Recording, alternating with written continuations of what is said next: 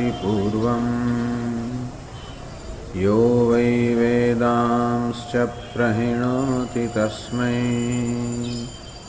तं देवमात्मबुद्धिप्रकाशम् मुमुक्षुर्वै शरणमहं प्रपद्ये। ॐ शान्ति शान्ति शान्तिः। ॐ नमो ब्रह्मादिभ्यो ब्रह्मविद्यासम्प्रदायकर्तृभ्यो वंशर्षिभ्यो महद्भ्यो नमो गुरुभ्यः।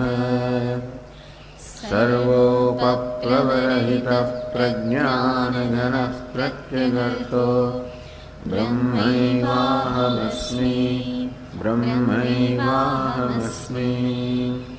ॐ नारायणं पद्मभवं वसिष्ठं शक्तिं च तत्पुत्रपराशरं च व्यासं शुकं गौडपदं महान्तं गोविन्दयोगीन्द्रमथास्य शिष्यं श्रीशङ्कराचार्यमथास्य पद्मपादं च हस्तामलकं च शिष्यं तन्तोटकं वार्तिककारमन्यान् अस्मद्गुरून् सन्ततमानतोऽस्मि।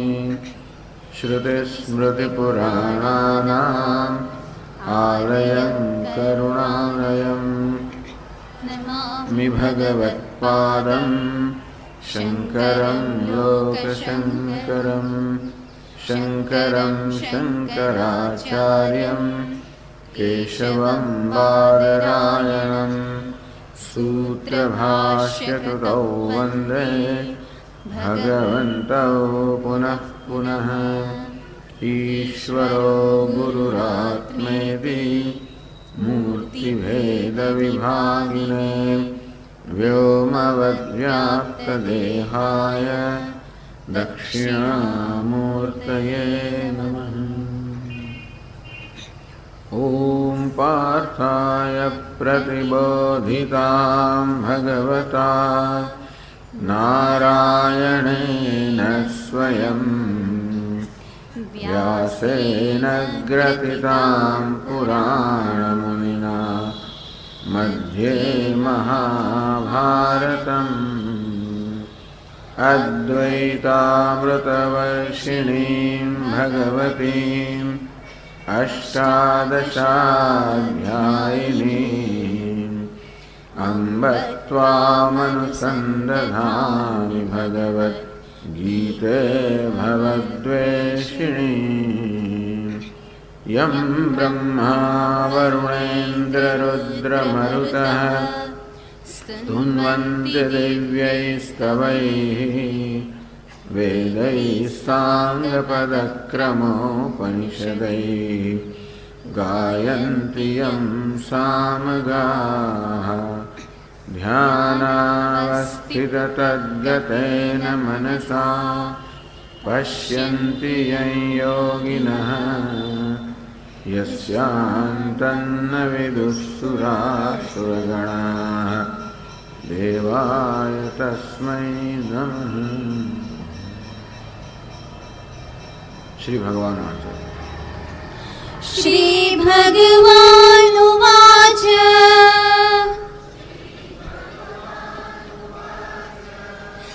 इदं शरीरं कौन्तेय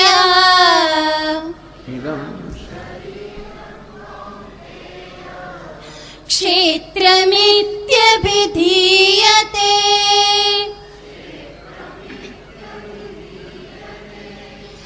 एतद्यो वेत्ति तं प्राहुः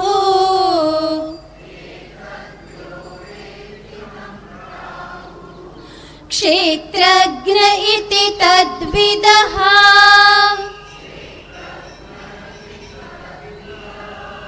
क्षेत्रज्ञं चापि मां विद्धि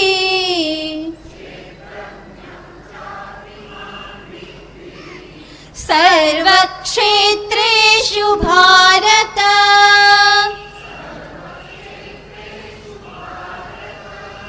क्षेत्र क्षेत्रज्ञयोर्ज्ञानम्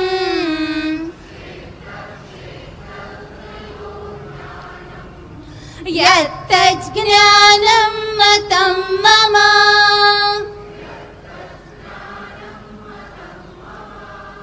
तत्क्षेत्रं यच्च यादृक् च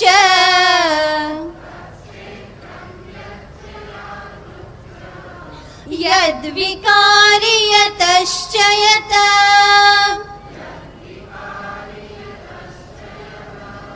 स च यो यत्प्रभावश्च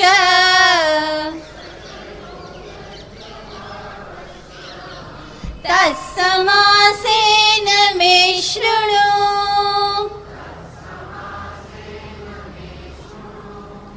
ऋषिभिर्बहुधा गीतम्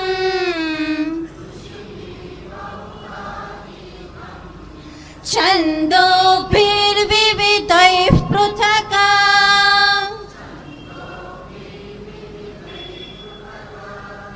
ब्रह्मसूत्रपदैश्चैव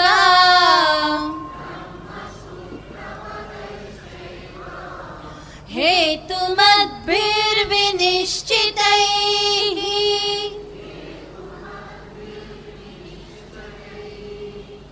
महाभूतान्यहङ्कारः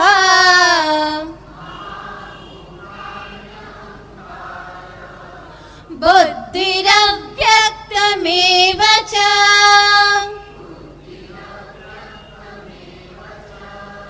इन्द्रियाणि दशैकञ्च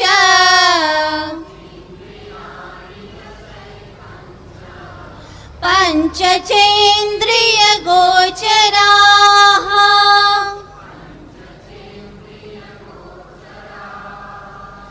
इच्छा द्वेषः सुखं दुःखम्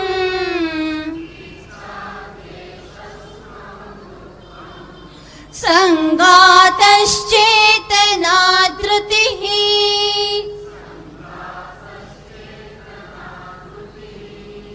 एतत् क्षेत्रं समासेन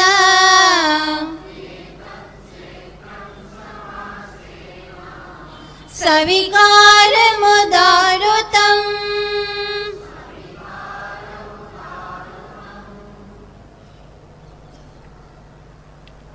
एतत् क्षेत्रम समासेन सविकारमुदाहृतम।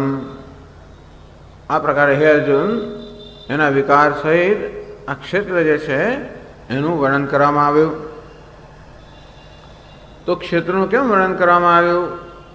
ઇદમ શરીરમ કૌંતેય ક્ષેત્રમ ઇતિ અભિધીયતે.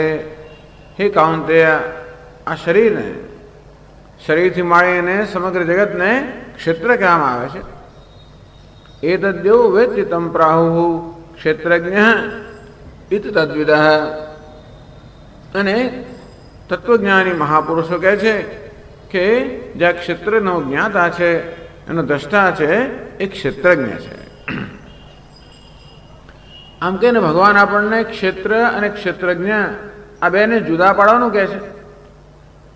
આવું કહેવાની આવશ્યકતા કેમ પડી? કારણ કે જે ક્ષેત્ર છે એને પણ આત્મા માની લેવામાં આવે છે. એટલે જ કહ્યું કે ઇદમ શરીરમ કૌંતેય ક્ષેત્રમિતિ અભિધીયતે. હે કૌંતેય, આ શરીર ક્ષેત્ર છે, અનાત્મા છે, દૃશ્ય છે, અને તેથી એમાં અનાત્મ બુદ્ધિ થવી જોઈએ.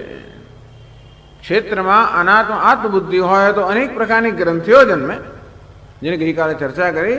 અને એ ગ્રંથિઓ એટલે કે અનાત્માના બધા ગુણ દોષને, મર્યાદાઓને, અલ્પતાઓને આત્મા પર આરોપિત કરવાને કારણે, આત્મા પર ઓઢાડવાને કારણે આત્માને સીમિત માનવામાં આવે, અલ્પ માનવામાં આવે.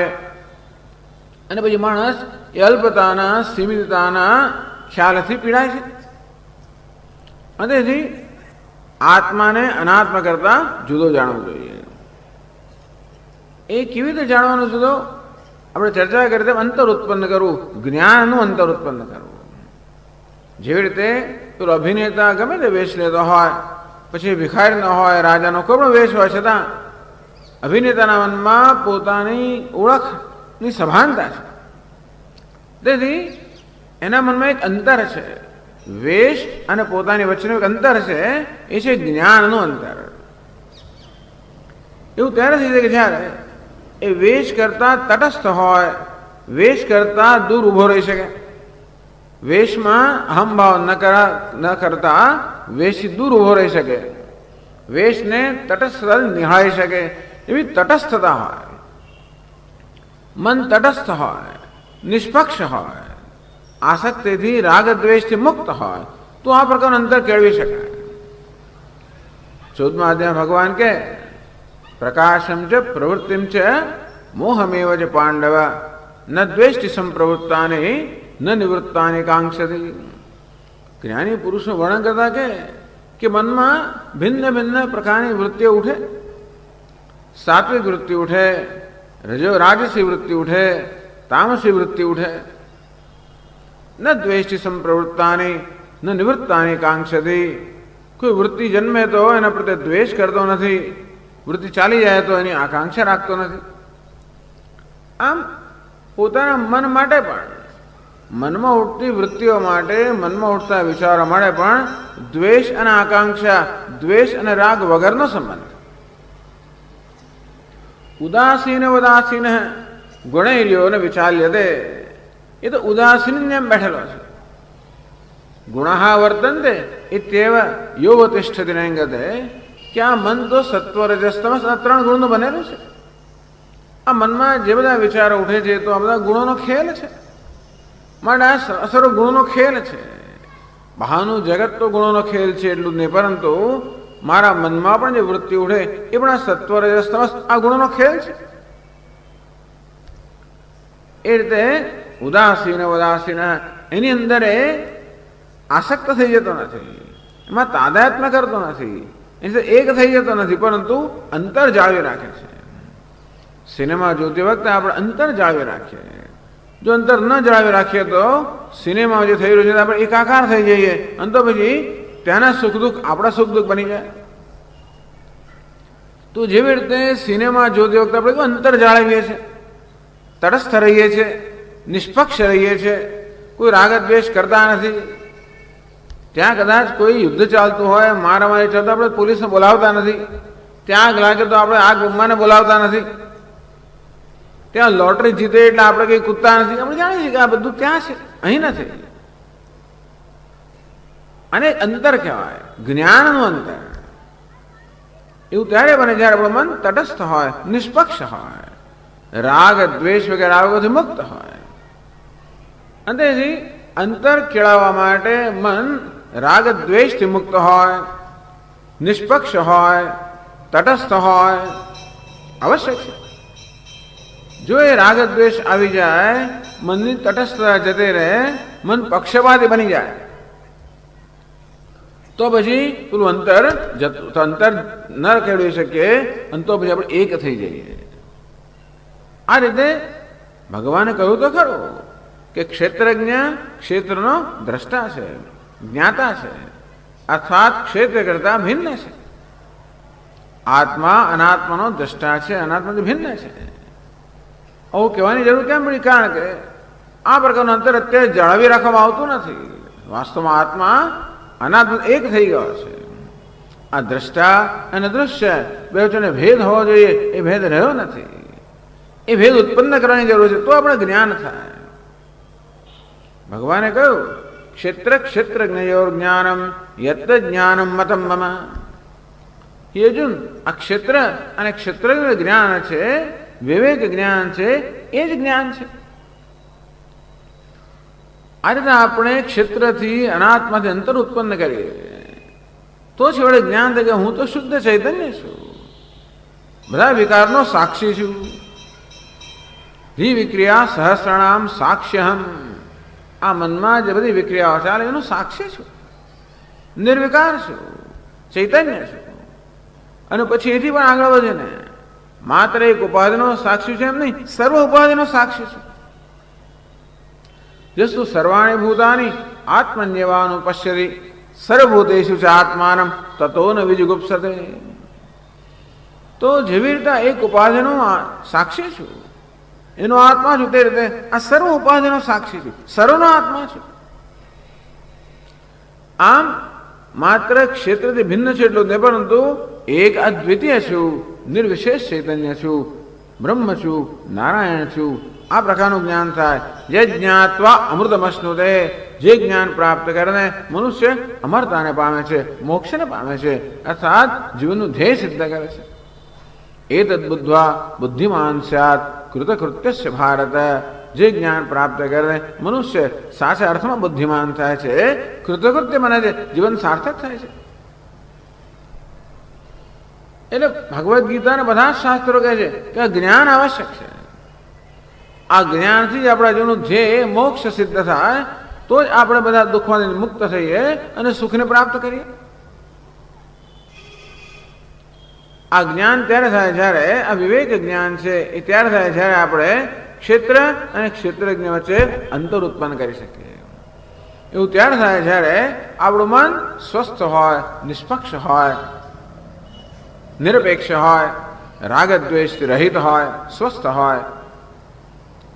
અંતેથી મનને સ્વસ્થ બનાવો, નિરપેક્ષ બનાવો, રાગદ્વેષથી મુક્ત બનાવો, બધા આવેગોથી મુક્ત બનાવો, જેથી મનમાં કે શરીરમાં ગમે તે પ્રકારની પરિસ્થિતિઓ તો પણ હું નિષ્પક્ષ રહી શકું, સ્વસ્થ રહી શકું, મારી ઓળખની અંદર હું નિષ્ઠ રહી શકું, મારી તો ભૂલી ના જવું. આ પ્રકારની માનસિક સ્થિતિની આવશ્યકતા છે. શાસ્ત્રમાં એને અંતઃકરણ શુદ્ધિ કહે છે. શુદ્ધ અંતઃકરણ આવશ્યક છે.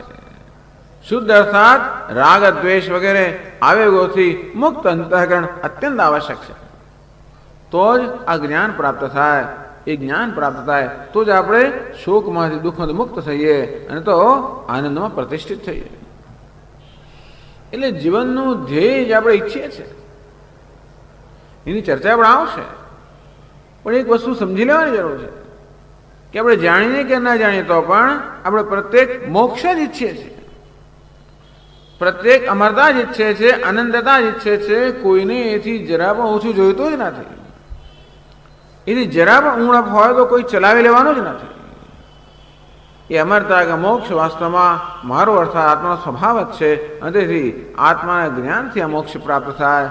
એટલે આપણે જ્ઞાનાદેવ તો કૈવલ્યમ, આ જ્ઞાનથી કૈવલ્ય અર્થાત મોક્ષ પ્રાપ્ત થાય. એટલા માટે જ્ઞાન, આત્મજ્ઞાન, વિવેક જ્ઞાન,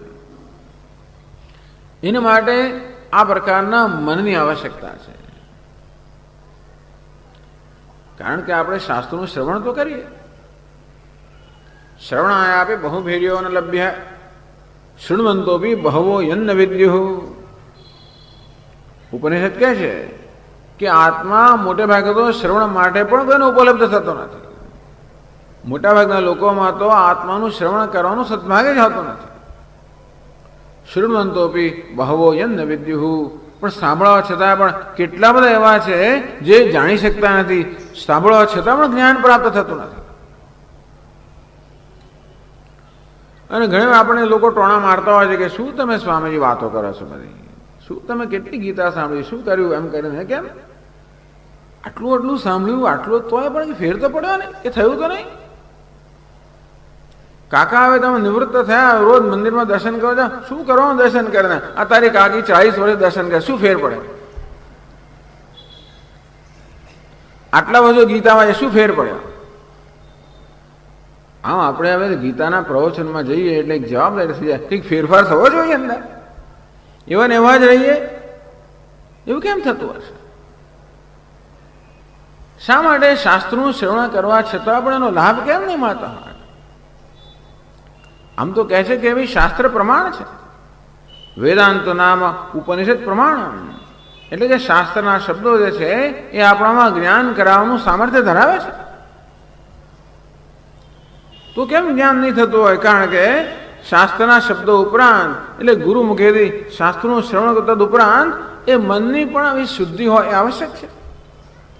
શુદ્ધ અંતઃકરણમાં જ્યારે આવી રીતે શાસ્ત્રનો ઉપદેશ પ્રાપ્ત થાય ત્યારે પછી આપણને જ્ઞાન થાય. તસ્યૈતે કથિતા ह्यर्थाः પ્રકાશન્તે મહાત્મનઃ આવું શુદ્ધ અંતઃકરણ ધરાવતો હોય, ભક્તિભાવ ધરાવતો હોય, એના જ અંતરની અંદર એના અંતઃકરણમાં આ બધા શાસ્ત્રના વાક્યો પોતાનો અર્થ પ્રગટ કરે.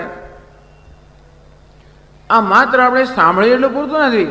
જે સાંભળીએ એનો અર્થ મનમાં સ્ફુરે, મનમાં પ્રગટ થાય. એક ઘડો શબ્દ સાંભળીએ પૂરતું નથી, પણ ઘડો શબ્દ આપણામાં ઘડો નામનો પદાર્થનું સ્ફુરણ કરે ત્યારે પછી આપણે જ્ઞાન થાય. તો વ્યવહારિક જ્ઞાન માટે જેવી રીતે આપણા મનની તૈયારી જોઈએ, સંસ્કાર જોઈએ, તેવી રીતે આ જ્ઞાન મળે તો જોઈએ. મનને સંસ્કૃત કરવાનું. એટલે સંસ્કાર જોઈએ. ભગવાન 15મા અધ્યાયમાં કહે છે, ઉત્ક્રામંતમ સ્થિતમ વાપી ભુંજાનમ વા ગુણાન્વિતમ વિમૂઢાઃ નાનુપશ્યન્તિ પશ્યન્તિ જ્ઞાનચક્ષુષ યતંતો યોગિનશ્ચૈનમ પશ્યન્ત્યાત્મન્યવસ્થિતમ યતંતોપ્યકૃતાત્માનઃ નૈનમ પશ્યન્ત્યચેતસઃ. યતંતઃ અપી, યત્ન કરવા છતાં પણ, શાસ્ત્રનું શ્રવણ મનન બધું કરવા છતાં પણ, અકૃતાત્માનઃ અસંસ્કૃતાત્માનઃ, જેનો આત્મા અંતઃકરણ સંસ્કૃત થયો નથી, વિમૂઢાઃ નાનુપશ્યન્તિ, નજીકમાં નજીક રહેલો છે, મારો પોતાનો જ આત્મા છે, નિત્ય મુક્ત છે. ઉત્ક્રામંતમ, શરીરમાંથી ઉત્ક્રમણ કરીએ, વિદાય લઈએ. સ્થિતમ, દેહમાં રહેલા હોઈએ. ભુંજાનમ વા ગુણાન્વિતમ, બધા અનેક પ્રકારના આપણે અનુભવ કરતા હોય. આ સર્વ અવસ્થાઓ દરમિયાન આત્મા શુદ્ધ ચૈતન્ય સદા હાજર છે. છતાં પણ જેનું મન બહિર્મુખ છે, જેના મનમાં શાંતિ નથી, જેના મન સંસ્કાર નથી પામ્યું, એ આત્માના દર્શન કરી શકતા નથી. તેથી મનમાં સંસ્કાર જન્મે, મનમાં આવી રીતે શુદ્ધિ, અંતઃકરણ શુદ્ધિ હોય, આ રીતે આવશ્યક છે મનનું નિર્માણ કરવું. એટલે શાસ્ત્રના શ્રવણ ઉપરાંત પણ આપણા મનનું નિર્માણ કરવું, મનને આ જ્ઞાન યોગ્ય બનાવવું, એ પણ આપણે એક જવાબદારી બની રહેશે. વિવેક વૈરાગ્ય સમાધિ ષટ્ક સંપત્તિ. વિવેકમાંથી વૈરાગ્ય જન્મે, એ વૈરાગ્ય જે છે આપણા વ્યક્તિત્વને ઉતારવો જોઈએ. તો શમ દમ ઉપરમાં આ બધી જે આંતરિક સંપત્તિ આપણે પ્રાપ્ત થાય. તો કેવી રીતે આપણે મનનું નિર્માણ કરીએ, કયા પ્રકારની જીવન રીતિ હોવી જોઈએ, કયા પ્રકારના મૂલ્ય હોવા જોઈએ, તો આપણે આ રીતે મનનું નિર્માણ કરી શકીએ. એને આપણે ભગવાન આ જ્ઞાનનું જે સાધન છે, આત્મજ્ઞાન, ક્ષેત્ર અને ક્ષેત્રજ્ઞ, આ બંને વચ્ચે એનું અંતર ઉત્પન્ન થઈ શકે. ક્ષેત્રને ક્ષેત્ર રૂપે જાણો, દૃશ્ય રૂપે, અનાત્મ રૂપે, જળ રૂપે, મિથ્યા રૂપે જાણો, તો જ બી આત્માને આત્મા રૂપે જાણી શકાય. નાન્યમ ગુણેભ્ય કર્તારમ યદા દ્રષ્ટાનુપશ્યતિ ગુણેભ્યશ્ચ પરમ વેત્તિ મદભાવમ શોધી ગચ્છતિ. ભગવાન કે 14મા અધ્યાયમાં કે જ્યારે આ દ્રષ્ટા જુએ છે કે કર્તૃત્વ, ભોક્તૃ બધા તો મનના ધર્મ છે, અંતઃકરણના ધર્મ છે, હું તો એના દ્રષ્ટા છું, એનાથી પર છું, ત્યારે પછી પોતાના વાસ્તવિક સ્વરૂપને પામે છે. તેથી આવશ્યક છે કે આપણે આ રીતે આવું અંતર ઉત્પન્ન કરી શકીએ. અંતઃકરણમાં સ્વસ્થતા હોય, શુદ્ધિ હોય. એ અંતઃકરણ પણ જ્ઞાન માટેનું મહાન સાધન છે, અગત્યનું સાધન છે, કે આવશ્યક સાધન છે. ટૂંકમાં જ્ઞાન થવા માટે શાસ્ત્રનું શ્રવણ, મનન, અધ્યયન, ચિંતન તો આવશ્યક ખરું જ, પણ જોડે જોડે શુદ્ધ અંતઃકરણ પણ એટલું જ આવશ્યક છે. તો જ આ શ્રવણ વગેરે આપણા મન પર પ્રભાવ પાડી શકે, મન પર અસર કરી શકે, શાસ્ત્રના શબ્દો પોતાનો અર્થ આપણા હૃદયમાં પ્રગટ કરી શકે. એટલા માટે હવે પછીના 5 શ્લોકોમાં ભગવાન આ જ્ઞાનના સાધન રૂપે કેટલાક મૂલ્યોનું, કંઈક 20 મૂલ્યોનું વિધાન કરે છે કે સાધકે આ 20 મૂલ્યો વિકસાવવા જોઈએ. યસ્મિન સતિ તજ્ઞેય વિજ્ઞાને યોગ્ય અધિકૃતો ભવતિ. શંકરાચાર્ય મહારાજ કે આ મૂલ્ય આપણામાં હોય, આ સદગુણોનો સમુદાય આપણામાં હોય, તો યસ્મિન સતિ, જે સદગુણો હોય ત્યારે તજ્ઞેય વિજ્ઞાને યોગ્ય અધિકૃતો ભવતિ, તો બ્રહ્મના પરમાત્માના જ્ઞાનની યોગ્યતા પ્રાપ્ત કરે છે. યત પરઃ સંન્યાસી જ્ઞાનિષ્ઠ ઉચ્યતે. અને જે મૂલ્યમાં જે મૂલ્ય સહજ બની જાય ત્યારે આ સંન્યાસી જ્ઞાનમાં નિષ્ઠા પ્રાપ્ત કરવાની યોગ્યતા ધરાવે છે. એવા મૂલ્યો કહેવા જોઈએ. ભગવાન એમ લાગે છે કે જ્યારે આપણે જ્ઞાનની વાત કરીએ ત્યારે આ જ્ઞાનના સાધનની વાત થવી જોઈએ. જોકે ભગવદ્ ગીતામાં સર્વત્ર આ જ્ઞાનના સાધનની વાત છે જ. જ્ઞાન યોગેન સાંખ્યાનામ કર્મ યોગેન યોગિના. સાંખ્ય કે સંન્યાસીઓ આ જ્ઞાનમાં નિષ્ઠ છે ત્યારે જ્ઞાનને સમર્પિત છે, જ્યારે અન્ય જે કર્મને સમર્પિત છે. આ ભગવાને કર્મયોગને જ્ઞાનનું સાધન કહેલું જ છે. આરુક્ષોર મુનૈર્યોગમ કર્મ કારણમુચ્યતે યોગારૂઢિસ્તસ્યૈવ શમઃ કારણમુચ્યતે. ભગવાને કહ્યું છઠ્ઠા અધ્યાયમાં કે આ રીતે મનમાં યોગારૂઢત્વ પ્રાપ્ત કરવું, મનમાં અંતઃકરણમાં શુદ્ધિ પ્રાપ્ત કરવી, એકાગ્રતા પ્રાપ્ત કરવી, એને માટે કર્મયોગ સાધન છે. એ તો વાત કરી છે ભગવાને. કર્મયોગની વાત કરી, ભક્તિયોગની વાત કરી, અર્થાત જ્ઞાનના સાધનની વાત કરી છે. અહીં વળી પાછી એ જ વસ્તુ બીજા શબ્દોમાં કહે છે ભગવાન. એને અહીંયા મૂલ્યો કહે છે, સદગુણ. આ પ્રકારના સદગુણો આપણે કેળવવા જોઈએ. એવા 20 મૂલ્યો કે 20 સદગુણોનું ભગવાન આગળ વિધાન કરે છે. અર્થાત આપણે કહે છે કે આ ગુણો હોવા જોઈએ. જેમ કોઈ વૈદ્ય જરા આપણને દવા આપે ને, પરેજી પડાવવાનું કે અને ઔષધ આપે તે ભગવાન આપણા પરેજી જ્ઞાન તો ઔષધ છે. એ જ્ઞાન રૂપી ઔષધ શ્રવણ મન ઔષધ છે. એ ત્યારે ખરેખર કાર્યક્ષમ બને જ્યારે આ માનિત્વ વગેરે આ પરેજી પાડીએ ત્યારે. પરેજીની જરૂર છે, ચરીની જરૂર છે. એના રૂપમાં ભગવાન અહીં કેટલાક 20 મૂલ્યોનું વિધાન કરે છે. 7 થી 11 એ 5 શ્લોકોમાં. તો ચાલો પહેલા શ્લોકથી આપણે શરૂઆત કરીએ. 7મો શ્લોકમાં અમાનિત્વમદંભિત્વમ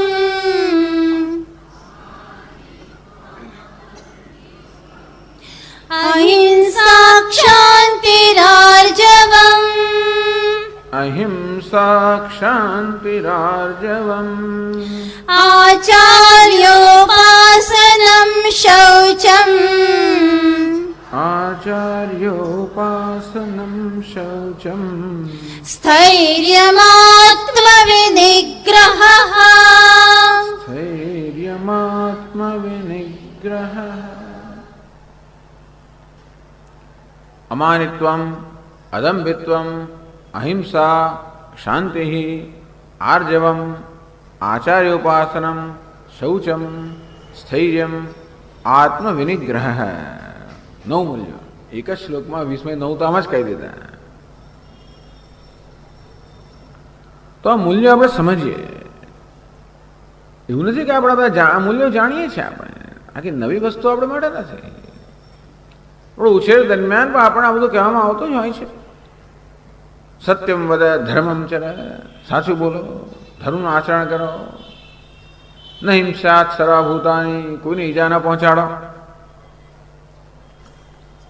આ બધા મૂલ્યો આપણે આપવામાં આવે જ છે. સત્ય, અહિંસા, ચોરી ન કરવી, વણજોગવું, ન સંઘરવું વગેરે કહે છે. ટૂંકો નાનપણથી આપણને આનો ઉપદેશ તો કરવામાં આવે જ છે. નાના હોય ત્યારે મા બાપ આપણને કહે, શાળામાં શિક્ષકો કહે, વડીલો કહે, આપણે વાંચીએ ત્યારે આ બધું તો જાણતા હોઈએ છીએ. એટલે આ મૂલ્યો કે આપણે અજાણ્યા છે એવું તો નથી. છતાં પણ કદાચ એની સ્પષ્ટ સમજ આપણી પાસે ન હોય એવું બની શકે. કોઈ મૂલ્ય અહિંસા, સત્ય, કોઈ મૂલ્યનું પાલન ક્યારે થઈ શકે? અમારા સ્વામીજી મહારાજ કહે મૂલ્યને અંગ્રેજીમાં વેલ્યુ કે value. A value is a value. When its value becomes valuable to you. મૂલ્ય ત્યારે જ મૂલ્ય બને જ્યારે મૂલ્યનું મૂલ્ય છે મૂલ્યવાન બને. મૂલ્ય કોને કહેવાય? જે કશુંક મૂલ્ય ધરાવે છે, જેમાં કંઈક મૂલ્ય છે, જેમ કે કિંમત છે, જે કિંમતી વસ્તુ છે. આ બધી કિંમતી વસ્તુઓ છે. અમાનિત્વમ, અદભ્યત્વ બધી કિંમતી વસ્તુઓ છે. પણ ઘણી વસ્તુ કિંમતી હોય પણ એની કિંમત આપણે ન જાણતા હોય તો પછી આપણને એની ગણના નથી હોતી, એની ઉપેક્ષા થઈ જાય. હોય હીરો પણ ખરબચડો છે, ચળકતો નથી. અહીં બાજુમાં કાચનો ટુકડો હોય, બહુ ચળકતો હોય તો કાચનો ટુકડો પસંદ કરવામાં આવે અને હીરાની ઉપેક્ષા થાય. તેમ જીવનની અંદર પણ મૂલ્યો બહુ મૂલ્યવાન છે, છતાં પણ આપણને મૂલ્ય ન ખબર હોય તો આ મૂલ્યોની ઉપેક્ષા થાય, અવગણના થાય, તિરસ્કાર થાય. કોણ નથી જાણતું કે સાચું બોલવું જોઈએ? કોણ નથી જાણતું? બધી આટલી બધી વસ્તુ ના, અમાનિત્વ કોને કહેવાય ના જાણતો હોય, કદાચ અદંભિત્વ બધું ના જાણતા હોય, પણ છતાં બી સાચું બોલવું જોઈએ તો બધા જાણે છે. કોઈ છેતરો ન જોઈએ, બધા જાણે છે.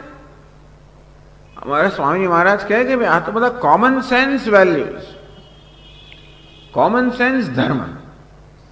કોમન સેન્સ એટલે જેની સેન્સ કે સમજ બધાને છે જ. અમુક પ્રકારની સમજ કે અમુક પ્રકારની સમજ કે સૂઝ લઈને મનુષ્ય જન્મે છે. દરેક મનુષ્યને ભગવાને અમુક પ્રકારની સૂઝ કે સમજ આપીને મોકલ્યા છે. શું સૂઝ સમજ? બસ આત્મન પ્રતિકૂલાની પરેશાન સમાચરે. મહાભારતમાં કહ્યું આત્મન પ્રતિકૂલાની પરેશાન સમાચરે. પોતાની જે પ્રતિકૂળ હોય, પોતાને ન ગમતું હોય એ પ્રકારનું આચરણ બીજા પક્ષે ન કરવું, બીજા પ્રત્યે ન કરવું જોઈએ. જે મને ન ગમતું હોય એવું આચરણ બીજા પ્રત્યે ન કરવું જોઈએ. કોઈ જુઠ્ઠું બોલે મને ના જ ગમે, ગમે ના ગમે. કોઈ છેતરે મને ના જ ગમે, કોઈ મારું અપમાન કરે મને ના જ ગમે, કોઈ મારી વસ્તુની ચોરી કરે તો મને ના જ ગમે, આવું ના જ ગમે. બસ જે મને નથી ગમતું એ બીજા પ્રત્યે ના કરવું. કારણ કે ભગવાન પછી બીજી સૂઝ મોકલ્યા છે આપણને કે જે વસ્તુ મને નથી ગમતી એ બીજાને પણ નથી ગમતી, એ પણ હું જાણું છું. એ ન જાણતો હોત તો વાત જુદી છે કે ભાઈ કોઈ ચોરી કરે, મારી વસ્તુ ચોરી જાય મને નથી ગમતી, પણ પેલાને ચોરી કરતો વાંધો નથી એટલે આપણે તો જુદી વાત છે. પણ નહીં, ધારો કોઈ એમ માનતો કે મને કોઈ ખોટું કહે ના ગમે, પેલાને વાંધો નહીં, સ્વામીને ખોટું કહો તો વાંધો નહીં, એનું કોઈ ચોરી કરવાનો વાંધો નથી, એનું અપમાન કરવાનો વાંધો નથી. ના, હું જાણીએ છીએ કે જેવી રીતે મારું કોઈ અપમાન કરવા ન ગમે તેમ બીજું કોઈ પણ પોતાનું અપમાન થાય એના જેને સ્વીકારી ન હોય. મને કોઈ છેતરે મને ના ગમે, હું જાણું છું કે બીજા કોઈ હું છેતરું તો એને ના જ ગમે. મારી લાગણી દુભાવે તો મને ના ગમે, હું જાણું છું કે હું કોઈની લાગણી દુભાવ તો ના જ ગમે. જાણીએ છીએ, કોમન સેન્સ. ટૂંકમાં દરેક માણસ આ પ્રકારની સૂઝ ને સમજ લઈને જન્મ્યો છે. પોતાને શું ગમે છે અને શું નથી ગમતું એ બધા લોકો સ્પષ્ટ છે. શું ગમે છે? તમે મને માન આપો, બધાને ગમે. મને મારું સન્માન કરો, બધાને ગમે. સાચું બોલો, મને સ્નેહ કરો, મને પ્રેમ કરો, મારો સ્વીકાર કરો, મારા દોષોની ક્ષમા કરો, માફી આપો. હું ઈચ્છું કે બીજા મને ક્ષમા કરે, બીજા મને માફ કરે, હું જેવો છું તેવો મારો સ્વીકાર કરે, મને પ્રેમ કરે. હું ઈચ્છું તો હું જાણું છું કે બીજા પણ મારી પાસેથી એ પ્રકારના વર્તનની અપેક્ષા રાખે જ છે. તો જે પ્રકારના વર્તનની અપેક્ષા હું બીજા પાસે રાખું છું એવી જ અપેક્ષા બીજા મારી પાસે પણ રાખે છે. અને બીજાઓ જે પ્રકારનું વર્તન મારી સામે ન કરે એમ ઈચ્છું છું, હું જાણું છું કે બીજા પણ એવી અપેક્ષા રાખે મારી પાસેથી કે પ્રકારનું વર્તન મારે ન કરવું જોઈએ. બધા જાણે છે. આપણે આ રીતે મૂલ્યોની સમજ લઈને જન્મ્યા છે. એટલે વ્યવહારમાં કયા પ્રકારનો નિયમ હોવો જોઈએ એ નિયમની સમજ લઈને જન્મ્યા છે. એ નિયમની સમજ ના હોત તો વાત જુદી હતી. તો ભગવાન અમારા સ્વામી કહે તો મેન્યુફેક્ચરિંગ ડિફેક્ટ. કશીક વસ્તુ બનાવે, ધારો કે મોટર ગાડી બનાવી, મોટું તોસ્તાન બનાવ્યું. શું બનાવ્યું? પેલું શું કહેવાય ને, મોટી જીપ બનાવી, ટ્રેક્ટર બનાવ્યું, કોલિસ બનાવ્યું, એમાં ધારો કે બ્રેક જ ના મૂકી, દોસ્તાન બનાવ્યું ખરું, એક્સિલેટર મૂક્યું,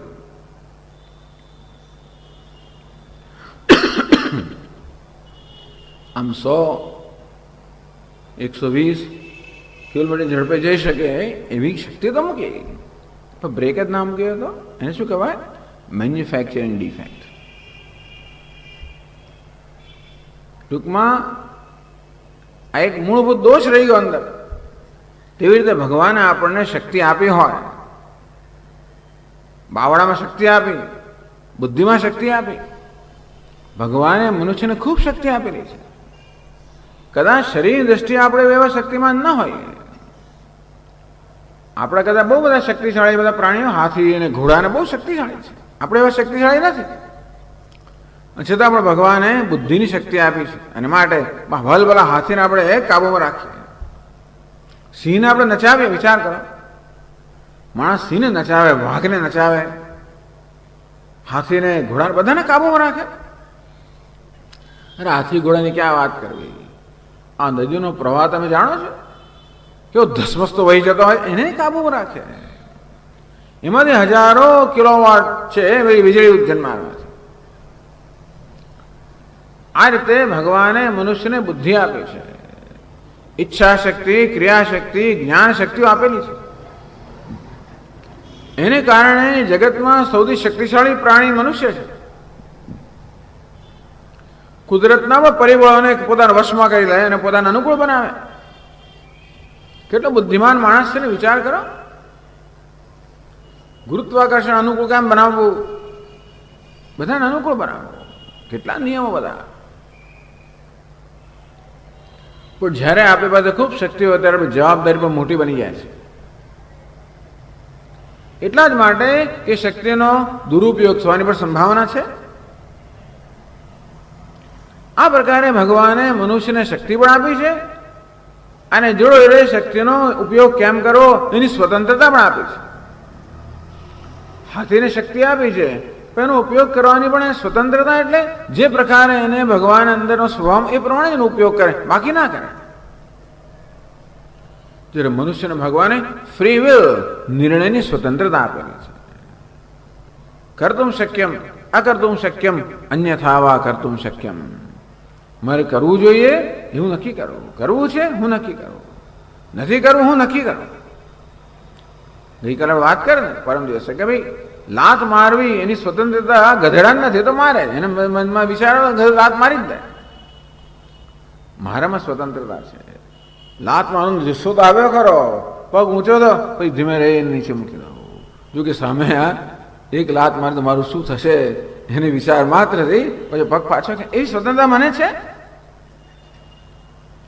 અને કે ફ્રી વિલ, મનુષ્યમાં વિલ, નિર્ણયની સ્વતંત્રતા છે. આમ ભગવાને મનુષ્યને સ્વતંત્રતા આપીને મોકલ્યા છે. મનુષ્ય સિવાય બીજા કોઈ પ્રાણીઓને સ્વતંત્રતા નથી.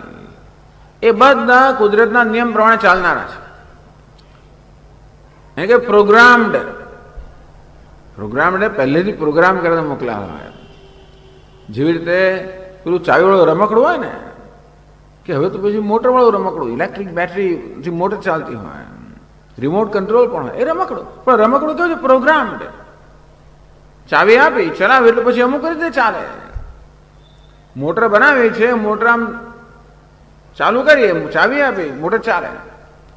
મોટર એવી બનાવી ચાલે એટલે અથડાય, અથડાય એટલે જમણી બાજુ ફરે, પછી અથડાય પછી જમણી બાજુ ફરે, ડાબી બાજુ ના ફરે. એને એ પ્રકારે બનાવે એવું જ થાય. મોટરને સ્વતંત્ર નથી કે ચાલ ને હું જમણી બાજુ અથડાઈશું ડાબી બાજુ, એવું નહીં. એને જે પ્રકારે એની રચના થઈ એ પ્રકારે જ ચાલે. આમ જગતના બધા પ્રાણીઓ, જીવ જંતુઓ, જળ ચેતન જે તત્વો છે બધા ભગવાને જે પ્રકારે એમને બનાવેલા છે, જે પ્રકારને એમનામાં સ્વભાવ મૂકેલો એ પ્રકારે જ ચાલે.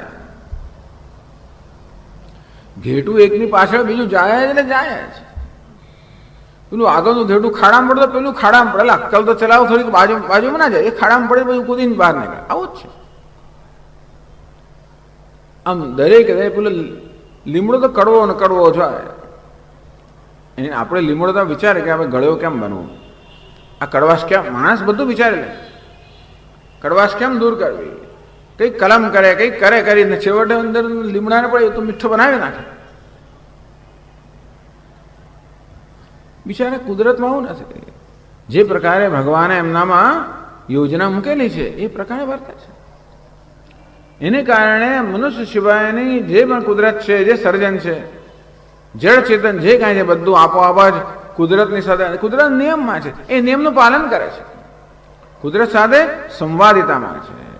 એ ક્યારે પણ જગતની સંવાદિતાનો ભંગ ના કરે. અંતેથી બધું નિયમ પ્રમાણે જ ચાલે. એક માણસ જ એવો છે જેને આ નિયમનો ભંગ કરવાની સ્વતંત્રતા છે. આપણે ધારી તો ભગવાનને નીચે લાવી દઈએ, છેવટે ભગવાનને અવતરણ કેમ લેવું પડે છે? ભગવાનને વૈકુંઠમાંથી બોલાવી નીચે કેમ આવવાની જરૂર કેમ પડી? માણસો એની પાછળ માણસો જ હોય. ભલે ને રાક્ષસો કયા હોય અને પેલા શિંગડા બતાવે, મોટા દાંત બતાવે, પણ મૂળ તો માણસો જ છે. એ પ્રકારની વૃત્તિવાળા. ભલે ભગવાનને નીચે આવવું પડે. પરિત્રાણાય સાધુનામ વિનાશાય દુષ્કૃતામ. આ દુષ્ટનો સંહાર કરવા માટે, સાધુની રક્ષા કરવા એને જાતે આવવું પડે. માણસ બધું કરે, ભગવાનને નીચે લઈ આવે. એ પ્રકારે પોતાની શક્તિનો દુરુપયોગ કરી શકે. આ માણસ ઈચ્છે તો પોતાની શક્તિઓ દ્વારા જગત માટે એ આશીર્વાદ રૂપ બને, અને જો ઈચ્છે તો ધારે તો જગત માટે મહાન શાપરૂપ પણ બને. આ બધા દ્રષ્ટાંતો આપણી સમક્ષ છે જ. દુનિયાનો નાશ કરનારા કેટલા પરિબળો, કેટલા તત્વો થઈ ગયા અત્યાર સુધીમાં. પુરાણની વાત જવા દો ને, ઇતિહાસ જ આપણે જોયું કેટલો વિનાશ નોતર્યો છે, કેટલો વિનાશ માણસે કરેલો છે. હજારો લાખો લોકોને કત્લેઆમ કરી નાખે. બસ એને થયું બીજા વિશ્વયુદ્ધમાં 60,000 માણસોની કત્લેઆમ થઈ ગઈ. બસ પેલાના મગજમાં એવું થયું કે નહીં, આ લોકો બધા, હું એકલો જ આર્ય છું, અમે જ આર્ય છે, આ બધા અનાર્ય છે, આ તો બધા આ પૃથ્વી પર હોવા માટે યોગ્યતા ધરાવતા નથી, દૂર કરો એમને. એથનિક ક્લેન્ઝિંગ અંગ્રેજીમાં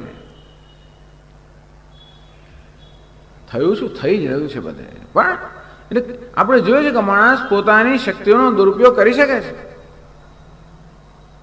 એમ કરીને બીજાનો પોતાનો પણ વિનાશ નોતરે છે. એટલા જ માટે આ ધર્મનો કે મૂલ્યનો ઉપદેશ કરવાની માનવી માટે જરૂર છે. બીજા ભેંસને કઈ જરૂર નથી. ભેંસને ભાગવતની જરૂર નથી, આપણને જ જરૂર છે. એ ધર્મ સભાઓ કઈ ગાયો ભેંસન થતી નથી.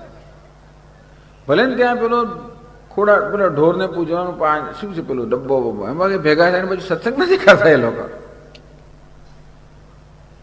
એમ જરૂર નથી. એ લોકો ધર્મ જાણે જ છે. એનું વર્તન ધર્મ પ્રમાણે જ હોય છે. ગાય ગાયના ધર્મ પ્રમાણે વર્તે, અને કૂતરો કૂતરાના ધર્મ પ્રમાણે, બિલાડી એના ધર્મ પ્રમાણે, દરેક પોતાના ધર્મ પ્રમાણે જ વર્તે. આ માણસ એક છે, ગાય પ્રમાણે વર્તે ને, કૂતરાની જેમ વર્તે ને, બિલાડીની જેમ પણ વર્તે ને, સાપની જેમ વર્તે ને, બધાની જેમ વર્તે. ક્યારેક ફૂંફાડા પણ મારે, ક્યારેક ભસે પણ ખરો, ક્યારેક કરડે પણ ખરો, ક્યારેક ડંખ પણ મારે. એ બધું કરી શકે એમ છે. એટલા માટે મનુષ્યને ધર્મના ઉપદેશની આવશ્યકતા છે, જેથી એની શક્તિઓનો સદુપયોગ થાય. ભગવાને શું કામ કર્યું હશે? માણસ એવી છૂટ કેમ આપી હશે? એટલા જ માટે કે માણસ પોતાની ઉન્નતિ કરી શકે, પોતાનો વિકાસ સાધી શકે. માણસ બને, દેવ બને, ભગવાન બને, મુક્ત થાય. આ બધી સંભાવના મનુષ્યમાં છે. અને માણસ હારે તો અંગ્રેજીમાં કહે તો માણસ જીઓડી ગોડ પણ બને, ડીઓજી ડોક પણ બને. જે બનવું હોય બની શકે. આ બંને પ્રકારની સંભાવનાઓ માણસમાં છે. શ્રેયશ્ચ પ્રેયશ્ચ મનુષ્યમેત તો સંપરિત્ય વિવિનક્તિ ધીર. આ શ્રેય અને પ્રેય બંને માર્ગો મનુષ્યની સમક્ષ છે. પ્રત્યેક ક્ષણે મનુષ્યમાં પસંદગી કરવાની હોય છે. યોગ્ય પસંદગી થાય તો માણસનું કલ્યાણ થાય, અયોગ્ય પસંદગી થાય તો માણસનો વિનાશ થાય. આ મનુષ્યનું કલ્યાણ કરવા માટે ભગવાને આ વિવેક બુદ્ધિ આપેલી છે, આ શક્તિઓ આપી છે, જેનો સદુપયોગ કરીને એ પોતાનું અને અન્યનું પણ કલ્યાણ કરી શકે. એટલા માટે આપણે જ્યારે જીવનમાં પ્રત્યેક ક્ષણે નિર્ણય લેવાનો જ છે. ફેકલ્ટી ઓફ ચોઇસ, પસંદગીની સ્વતંત્રતા. ભગવાન આપણને પસંદ કરવાની છૂટ આપી છે, કર્મ કરવું કે ના કરવું, કરવું તો કઈ રીતે કરવું, આ પ્રકારની છૂટ આપણને છે, સ્વતંત્રતા છે. જેમ આપણે વાહનમાં આપણે ઘરેથી નીકળીએ ત્યારે કયો માર્ગ લેવો, જમણી બાજુ જવું, ડાબી બાજુ જવું, સીધા જવું, કેવી રીતે જવું, ક્યાં જવું, કઈ નક્કી થાય. આપણે ખબર હોય કયું આપણું ધ્યેય છે. આપણી પાસે ધ્યેય હોય કે ગંતવ્ય સ્થાન ક્યાં પહોંચવાનું છે, અને નકશો હોય કે કેવી રીતે પહોંચવું, એ નકશાની મદદથી આપણે આપણા ગંતવ્ય સ્થાનને પ્રાપ્ત કરી શકીએ. તો જ્યાં ઘણા બધા વિકલ્પ હોય ત્યાં પછી આપણને માર્ગદર્શન જોઈએ, નકશો જોઈએ. આમ પ્રત્યેક પરિસ્થિતિમાં મનુષ્યને વિકલ્પ છે, શું કરવું શું ના કરવું, સાચું બોલવું કે ના બોલવું અમારે નક્કી કરવાનું છે, છેતરવું કે ના છેતરવું મારે નક્કી કરવાનું છે, પ્રામાણિક રહેવું કે ના રહેવું મારે નક્કી કરવાનું છે. તો જ્યારે આ પ્રકારે પસંદગી કરવાની સ્વતંત્રતા હોય, આપણે માર્ગદર્શન જોઈએ કે કયો માર્ગ અપનાવવો. એ માર્ગદર્શન નામ છે ધર્મ. તેથી આપણે ધર્મનો ઉપદેશ કરવામાં આવે છે. આજે મૂલ્ય ભગવાન કહે છે ધર્મને અનુરૂપ છે. ધર્મ એટલે ધારણા, ધર્મ જે સમગ્ર જગત ધારણ કરનાર છે. એક નિયતિ, એક સંવાદતા જે સમગ્ર જગતને ધારણ કરે છે.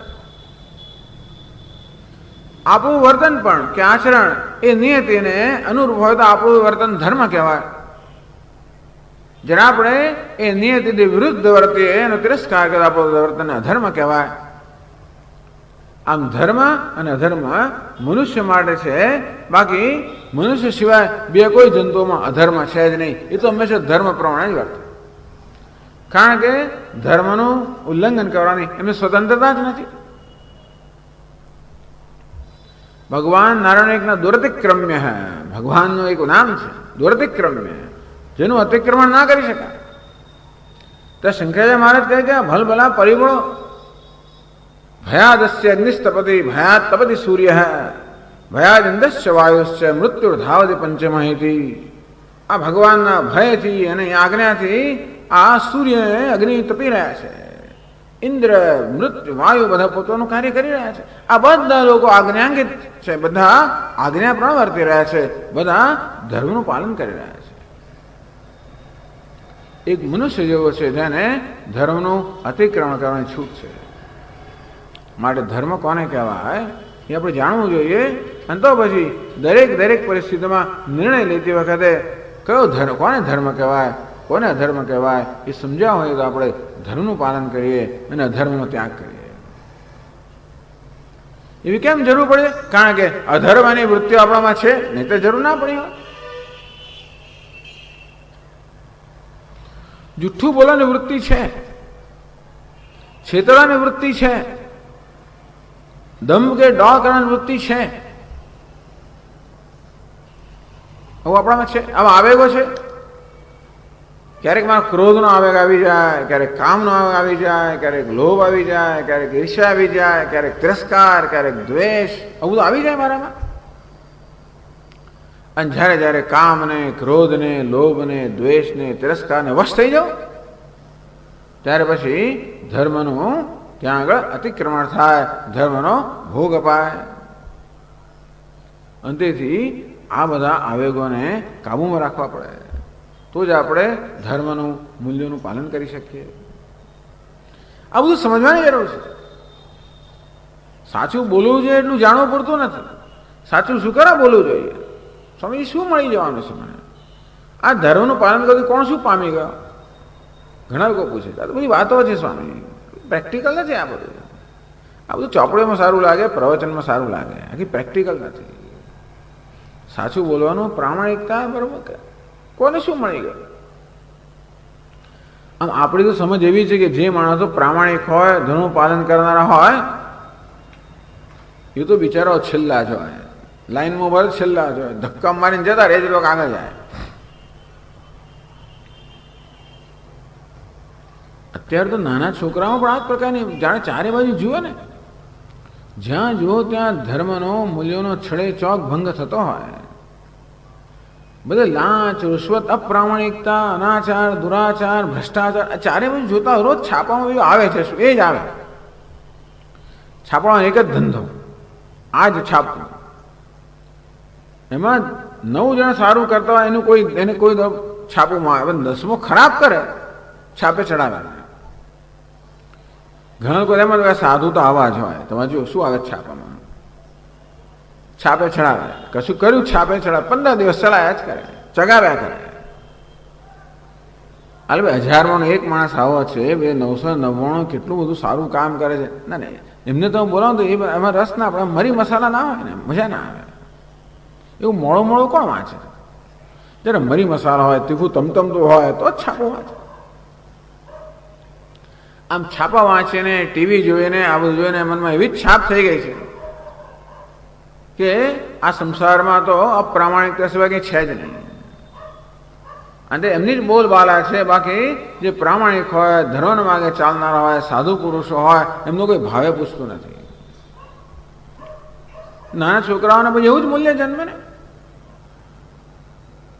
ચારે બાજુ જુએ કે લોકો શેને મહત્વ આપે છે? સત્તાને મહત્વ મળે છે. સત્તા આગળ શાણપણ નકામું, સત્તાને મહત્વ મળે છે. ધન સંપત્તિ હોય એને મહત્વ મળે છે. માન કોને મળે છે? છાપામાં કોના ફોટા આવે છે? જેની પાસે સત્તા હોય, સંપત્તિ હોય કે કંઈક એવી કશી વસ્તુ હોય, એટલે નાનપણથી બાળકોને આ પ્રકારનું મૂલ્ય જન્મે. મને પણ સત્તા જોઈએ, મને પણ ધન જોઈએ, મને પણ પ્રતિષ્ઠા જોઈએ, તો જ સફળ કહેવાય.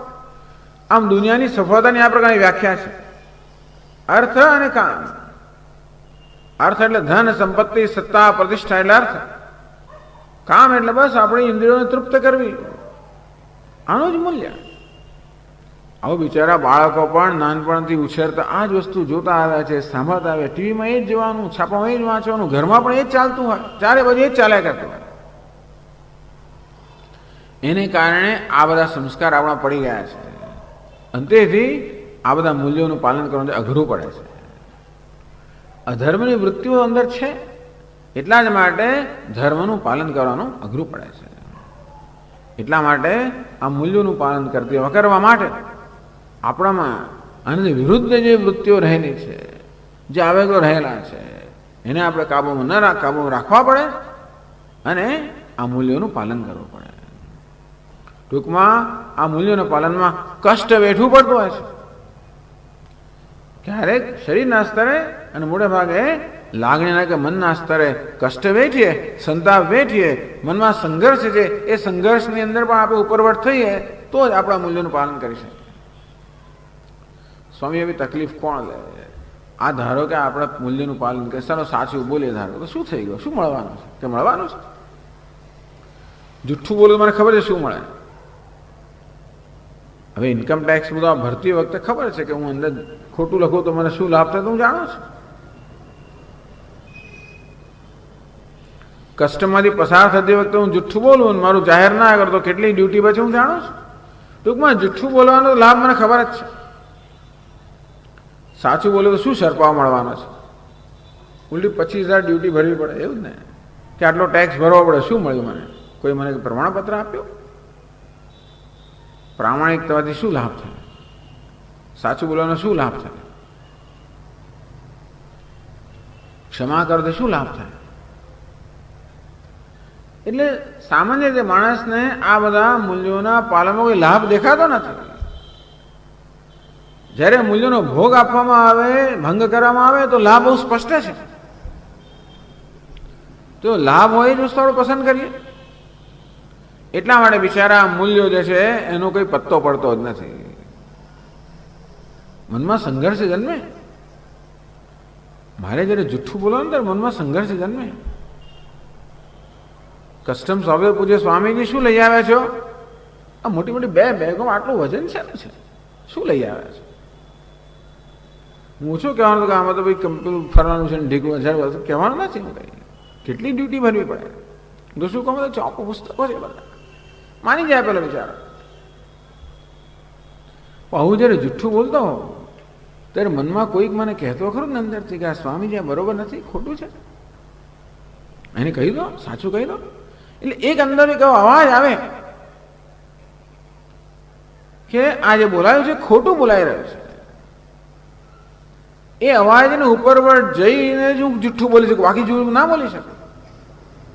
એક અંતરનો અવાજ અંદરથી આવે કે નહીં, સાચું બોલો, પ્રામાણિકતાનું વર્તન કરો, એને માફ કરી દે, એને જવા દે, ઈજા ના પહોંચાડીશ, એનું અપમાન ના કરીશ. અંદરથી મને કે એવો એક અંતરનો અવાજ હોય છે. તો પેલો ક્રોધ નો આવે કે લોભ નો આવે એવો પ્રબળ હોય છે કે પેલા અવાજને ક્યાંનો ક્યાં એ ઉપરવટ થઈને પોતાનું કાર્ય કરાવે છે. પરંતુ જ્યારે જ્યારે પણ જુઠ્ઠું બોલીએ, જ્યારે જ્યારે મૂલ્યનો ભંગ કરીએ ત્યારે મનમાં સંઘર્ષ થતો જ હોય છે. જુઠ્ઠું બોલ્યા પછી પણ આપણે ગમતું નથી હોતું, આપણે લાગે કે ખોટું કર્યું, અંદરથી કોઈ ક્યાં ખોટું કર્યું, એક અંદર અપરાધની લાગણી પણ જન્મે, આપણને પસ્તાવો થાય, સ્વામી જીવ બળે છે, ઓકે જીવ બળે છે, પસ્તાવાની લાગણી થાય. એ તો થાય સ્વામી, થોડે જતી રહે, પણ લાભ તો પેલો થયો ને, તો કે નહીં લાભ નથી થયો. જ્યારે જ્યારે આપણે અહિંસાનો, સત્યનો, પ્રામાણિકતાનો કે કોઈ પણ મૂલ્યનો ભોગ આપીએ ત્યારે ખરેખર તો આપણે આપણી જાતનો ભોગ આપતા હોઈએ છીએ. જ્યારે મૂલ્યનો તિરસ્કાર કરીએ આપણી જાતનો તિરસ્કાર કરતા હોઈએ છીએ. કારણ કે આ મૂલ્ય જે અહિંસા, સત્ય મૂલ્યો એ આપણે દૂર નથી. એ ક્યાં છે ખબર છે? આપણું પોતાનું સ્વરૂપ છે, આત્માનું સ્વરૂપ છે. અહિંસા આત્માનું સ્વરૂપ છે, સત્ય આત્માનું સ્વરૂપ છે, પ્રામાણિકતા આત્માનું સ્વરૂપ છે. અને જગતમાં પણ સર્વત્ર અહિંસા, સત્ય જ વ્યાપ્ત છે. માણસ સિવાય બીજું કોઈ જુઠ્ઠું બોલતું નથી. કે દંભ જોયો તો માણસમાં દંભ જ હોય, મુખ મેં રામ બગલ મેં છુરી, એવું તો માણસમાં હોય. પણ પેલું કૂતરું આવીને આમ એકદમ આમ થોડા ચેન ચડા કરે અને પછી એકદમ આપણે બચકું ભરેલું નથી બનતું. કૂતરું એવું કરે, મિત્રની જેમ આવે મારા ખોળામાં, પછી એકદમ બચકું ભરેલું, એવું ના થાય. એ તો બીજા પાછળ પડતો પડે, બચકું ભરે તો એવી જાતનો દેખાવ હોય. એવું નથી કે આમ આવે હસતું હસતું આવે પછી એમ બચકું ભરે પછી આપણને છેતરે, એવું નથી આવતું. આવું માણસ આવું કરે. દુનિયામાં ક્યાંય ડોળ નથી, દંભ નથી, એવું નથી. જે છે અંદર એ જ બહાર, અંદર બહાર સરખું છે, ઇનસાઇડ આઉટ. આ તો અંદર જુદું અને બહાર જુદું, આવું માણસમાં હોય. આ બધા મૂલ્યો જે છે એ મૂલ્યો જગતમાં સર્વ વ્યાપ્ત છે, એના પર જ જગત રચાયેલું છે. એટલું પરંતુ એમાં જગતનો નહીં, એ તો આત્માનો સ્વભાવ છે. આ નિયતિ જેના પર જગત રચાયેલું છે વાસ્તવમાં આત્મા પોતાનો સ્વભાવ છે. એના માટે જ્યારે જ્યારે આપણે મૂલ્યનો અનાદર કરીએ, એનો ભોગ આપીએ, એનો તિરસ્કાર કરીએ, અર્થાત જ્યારે પણ જુઠ્ઠું બોલીએ, જ્યારે પણ ચોરી કરીએ, જ્યારે ડોળ કરીએ, બનાવટ કરીએ, ત્યારે આપણે જાતોનો તિરસ્કાર કરતા હોઈએ છીએ. એમ કરીને આપણામાં એક સંઘર્ષ ઉત્પન્ન થતો હોય છે. પાપ તો કરીએ જ છે, એનું તો ફળ મળશે જ. ખોટું કર્યું એટલે એમાં છટકવાનું તો નથી જ. આ કર્મના નિયમમાંથી જેવું કરે તેવું વાવે તેવું લણે અને કરે તેવું પામે, એ તો નિયમ છે જ. એટલે કદાચ એના કાયદામાં છટકી જઈએ, પણ પેલા મોટા એના કાયદામાં છટકવાના નથી. એ તો થશે ત્યારે થશે જોઈ લઈશું, ઘણા કંઈ જોઈ લઈશું. પણ અત્યારે જ એનો ગેરલાભ છે. અત્યારે જ મનમાં સંઘર્ષ જન્મે છે, અત્યારે જ એક ડંખ જન્મે છે, અત્યારે જ પશ્ચાતાપ થાય છે, અત્યારે જ અપરાધની લાગણી જન્મે છે. આ બધી લાગણીઓ જતી નથી રહેતી. ભલે આપણે એનો અનાદર કરીએ, ભલે આપણે આંખ આડા કાન કરીએ, અને અંતરનું પેલો અવાજ છે ને આંખ આડા કાન કરીને ભલે આપણે ન સાંભળીએ, એ રહેતો તો હોય જ છે. પેલું નાનું બાળક હોય ને, જીદ કર્યા કરતું હોય, માની સાડી ખેંચે, માં મને ચોકલેટ આપતા, આપણે ભલે શાંત બંધ કરી દઈએ, ફરી વાર પાછું આવે, માં મને ચોકલેટ બંધ કર, કહ્યું ને એકવાર, પછી છોડે નહીં. પછી માની કોઈ મિત્ર આવી હોય અને બેઠા હોય ત્યાં ધીમે રહીને આવે, પેલો માં મને ચોકલેટ આપ, હવે તને કહેવાય જ નહીં માથી, એટલે આપવી જ પડે. તેવી રીતે મનની અંદર જે પેલા બધા સંઘર્ષ ડંખ છે ને, એને ભલે આપણે એને આંખ આડા કાન કરીએ, ભલે એની અવગણના કરીએ, એની નોંધ ન લઈએ, પછી જયારે ધ્યાન કરવા બેસીએ, જપ કરવા બેસીએ, કઈ શાંતિથી બેસવા હોઈએ, શાંતિ ઈચ્છતા હોઈએ, જઈને આપણે જરા કે સારું સંગીત સાંભળીએ, બગીચામાં જઈએ, જરા કે એવું કે આનંદ માણવા માંગે ત્યારે પેલું બહાર આવે, પેલા જે ડંખ બધા ભરેલા છે ને અંદર બધા બહાર આવે.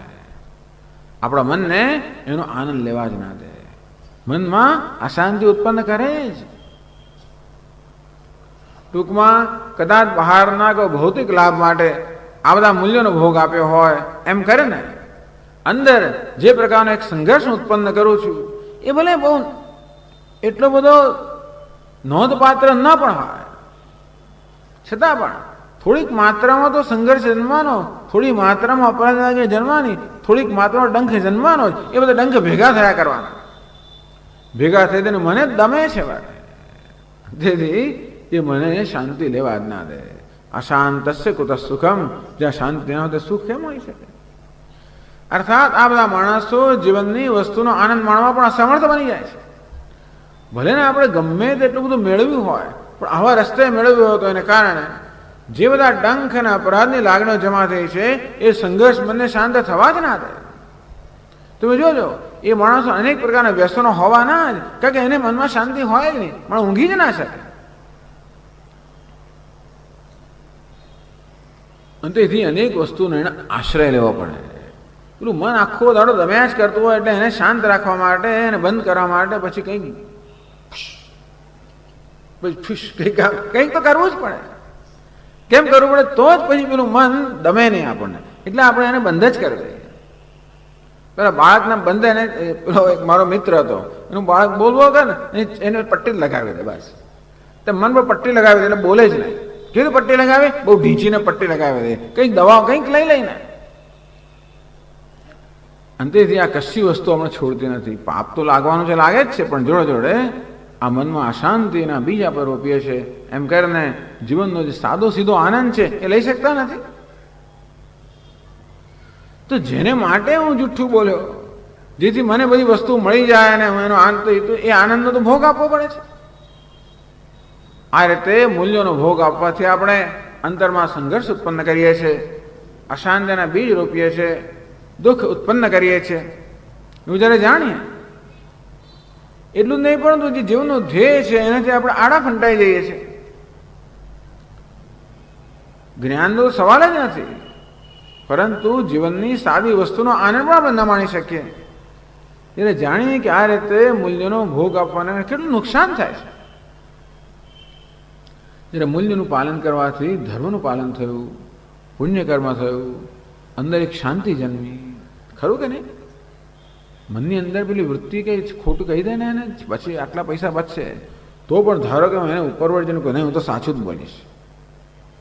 જ્યારે બોલતા થોડી મુશ્કેલી તો પડે, છતાં સાચું બોલી જાઓ અને થોડું સહન કરી લો તો કદાચ પ્રામાણિક રહેવાથી સહન કરવું પડે, પણ અંદર તમને સંતોષ થાય કે નહીં, મેં કંઈ યોગ, મેં સાચું કર્યું.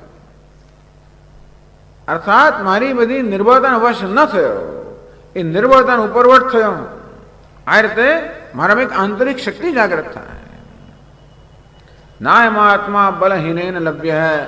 ઉપનિષદ કે આત્મા ક્યારે પણ નિર્બળ મનુષ્યને પ્રાપ્ત ન થાય. એ કઈ નિર્બળતા? આંતરિક નિર્બળતા. આપણે મનને આ પ્રકારે એનું કયું કરવા દઈએ તો છેવટે એ આપણું માલિક બની બેસે છે, આપણે એના સેવક બની જઈએ. જ્યારે આ રીતે મૂલ્યનું પાલન કરવાથી ધીમે ધીમે મન આપણા કાબુમાં આવે. પેલી હીન વૃત્તિઓ છે એના પર આપણે ધીમે ધીમે કાબુ પ્રાપ્ત કરીએ. યોગયુક્તો વિશુદ્ધાત્મા વિજિતાત્મા જીતેન્દ્રિય. અંતઃકરણ શુદ્ધ બને, એના પર આપણે વિજય પ્રાપ્ત કરીએ, જીતેન્દ્રિય બનીએ. એક સુગ્રથિત વ્યક્તિત્વ પ્રાપ્ત થાય, જેનાથી આપણે જીવન તો આનંદથી માણીએ છીએ, જોડે જોડે આધ્યાત્મિક ઉન્નતિ કરી શકીએ. એટલે આ બધા મૂલ્યોનું પાલન કરવાથી શું લાભ થાય છે એ જાણીએ તો જ એ મૂલ્ય મૂલ્યવાન બને. જો મૂલ્ય મૂલ્યવાન હોય તો જ આપણું પાલન કરીએ, બાકી ના પાલન કરીએ. આ રીતે મૂલ્યનું મૂલ્ય જાણવું જોઈએ. એ વસ્તુ મૂલ્યવાન છે તો જ આપણને અંતઃકરણ શુદ્ધ અંતઃકરણ પ્રાપ્ત થાય, તો જ જ્ઞાન પ્રાપ્ત થાય, તો જ ભક્તિમાં પ્રાપ્ત થાય. એમને માનું કે ભક્તિ મફતની મળે છે, એવું નથી આવતું. કઈ બે ચાર જપ કર્યા એટલે ભક્ત થઈ ગયા, એવું નથી આવતું. એમાં શુદ્ધ અંતઃકરણ જોઈએ છે. ચતુર્વિધા ભજંતે મામ જના સુકૃતિનો અર્જુન. પુણ્યશાળી લોકોમાં જ ભક્તિમાં જન્મે. વેદ વ્યાસે કહેલું છે, હજારો જન્મમાં અનેક પ્રકારના પુણ્યકર્મ કર્યા હોય, તપશ્ચર્યા કરી હોય, સાધના કરી હોય, ત્યારે પછી માણસમાં ભગવાન માટે ભક્તિ જન્મે. એમને નથી જન્મતી. આમ અંતઃકરણ શુદ્ધ હોય તો જ ભક્તિભાવ હોય, તો જ જ્ઞાન યોગ્યતા હોય, તો જ આપણને જ્ઞાનમાં રસ પડે, તો જ શાસ્ત્રમાં રસ પડે.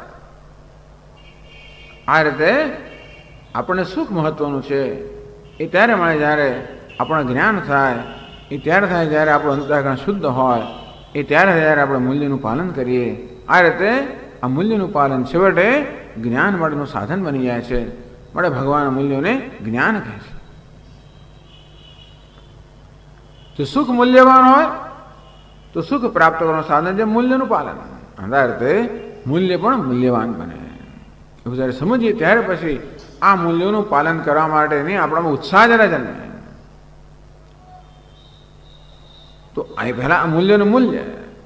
હવે આપણે એક એક દરેક મૂલ્યની ચર્ચા કરશું, જેથી એ મૂલ્ય શું વસ્તુ છે અને એનું કેમ પાલન કરવું, એના પાલન કરવાથી શું લાભ થાય, એનો ભોગ આવતો શું ગેરલાભ થાય, એની પર આપણે ચર્ચા કરશું. તો ભગવાન પ્રારંભ કરે 7મા શ્લોક અમાનિત્વ. માનિન ભાવ માનિત્વમ. માની પેલો માન માગનાર આપણે જાણીએ છીએ ને, તો માન માગનારો છે, બહુ માન માગે છે. જે માન માગતો શું કહે? માની. તો માનીને આપણે સમજીએ તો પછી અમાનીને સમજી શકીએ. અમાની કોને કહેવાય? છે માન ન માગતો હોય. આમ જે માન ન માગતો હોય એના મનની સ્થિતિઓને અમાનિત્વ કહેવાય. એ અમાનિત્વ સમજવા માટે માનિત્વ કોને કહેવાય આપણે સમજીએ. માન માંગનારો, પોતાના વડે વહેમ ધરાવનારો. ગુજરાતીમાં એક શબ્દ વહેમ. પોતાના વડે વહેમ ધરાવનારો, એને બહુ વહેમ છે. હશે એનામાં કંઈ માણસ અભિમાન હોય છે. ભણતરનો અભિમાન, રૂપનો અભિમાન, વિદ્વત્તાનો અભિમાન, પૈસાનો અભિમાન, કુળનો અભિમાન, જાત જાતના અભિમાન હોય છે. અમુક કુળમાં જન્મ્યો છું, અમુક સ્થળે જન્મ્યો છું, અમુક જાતિમાં જન્મ્યો છું, આવા પ્રકારની બધી ડિગ્રીઓ પ્રાપ્ત કરી છે, બધા સ્નાતક થયેલો છું, હવે તપસ્વી છું, ત્યાગી જે પણ પાછું હોય. માણસનો અભિમાન હોય છે, હું કંઈક છું. આ પ્રકારનો ખ્યાલ પોતાના વિશે ધરાવતો, હું કંઈક છું. ભલે ભાઈ તું છું તો છું, રહ્યો ભલે રહ્યો, એમ નહીં, પણ હું કંઈક છું તો ખરો, પણ તું કહે કે હું કંઈક છું. માણસ પોતે તો વહેમ ધરાવતો જ હોય, જોડે જોડે પછી અપેક્ષા રાખે કે બીજા લોકોએ પણ મારું માન સન્માન કરવું જોઈએ. તો માની કોને કહેવાય? માન માગનાર કોને કહેવાય? બીજા બધી સન્માનની અપેક્ષા રાખતો હંમેશા. આ તો માન માગવું કોને કે આપણે અમે પૂછપૂછ કરીએ ત્યારે ઘણા લોકો અમે એવી અપેક્ષા રાખતા જ હોય. મને પૂછે, દર વખતે પૂછ્યા જ કરવાનું, દર વખતે પૂછવાનું, આવશો, ખાશો, પીશો, બેસો, રોજ રોજ 1000 વાર, તો જ ને તરત મોડું ચડી જાય. મને પૂછ્યું નહીં, મારી નોંધ ના લીધી, મારું આમ ના કરે, મોડા ચડી જાય, આવું થઈ જાય. એ કેમ? કારણ કે પોતાની અપેક્ષા પ્રમાણે પોતાને સન્માન ના મળ્યું. હંમેશા બીજાનું ધ્યાન દોરવાનો પ્રયત્ન કરતો હોય, ગમે તે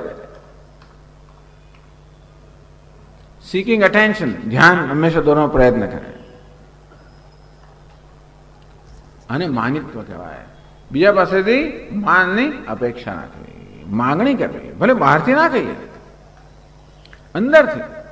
ઘણા લોકો તો બહારથી જ જાહેર કરી દેતા હોય છે કે આમ કરવાનું, હું આવે પહેલાં આટલું આટલું થવું જોઈએ, જમાઈ રાજ આવે પહેલાં આટલી આટલી તૈયારી થવી જોઈએ, આમ થવું જોઈએ, પહેલેથી જાહેર કરે, કાગળ લખી દે.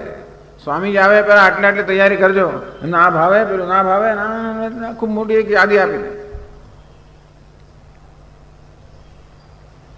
પણ ઘણા લોકો આવું જાહેર ના કરે, અંદરથી અપેક્ષા હોય. ઘણી વાર આપણે ખબર ના પડે કે એમાં એવું છે ને કે આપણે બીજા પાસે સન્માનની અપેક્ષા રાખતા હોય એ બીજાને ખબર કેમ પડે? હું અંદરથી સન્માનની અપેક્ષા તો રાખું છું, પણ એવી પણ અપેક્ષા રાખું બીજાએ જાણવું જોઈએ કે મારી કયા પ્રકારની અપેક્ષા છે. એટલું જ નહીં, પરંતુ મારી અપેક્ષા પ્રમાણે વર્તવું જોઈએ, મારી નોંધ લેવાવી જોઈએ, મારું સન્માન થવું જોઈએ. આ છે ને મહાન દુઃખ ઉત્પન્ન કરનારી વસ્તુ છે, મોટો સંઘર્ષ ઉત્પન્ન કરનારી વસ્તુ છે. આવું માન કેમ છે? કારણ કે હું માનું છું કે હું કંઈક છું, ચડિયાતો છું, વિદ્વાન છું, તપસ્વી છું, સત્તાશાળી છું, પ્રતિષ્ઠિત છું, સંપન્ન છું, ધનવાન છું, બળવાન છું, બુદ્ધિમાન છું. આમ જે કંઈ ગુણો નાના મોટા પોતાનામાં હોય એને જરા મોટા કરીને જોવા, એને કહેવાય આત્મશ્લાઘા.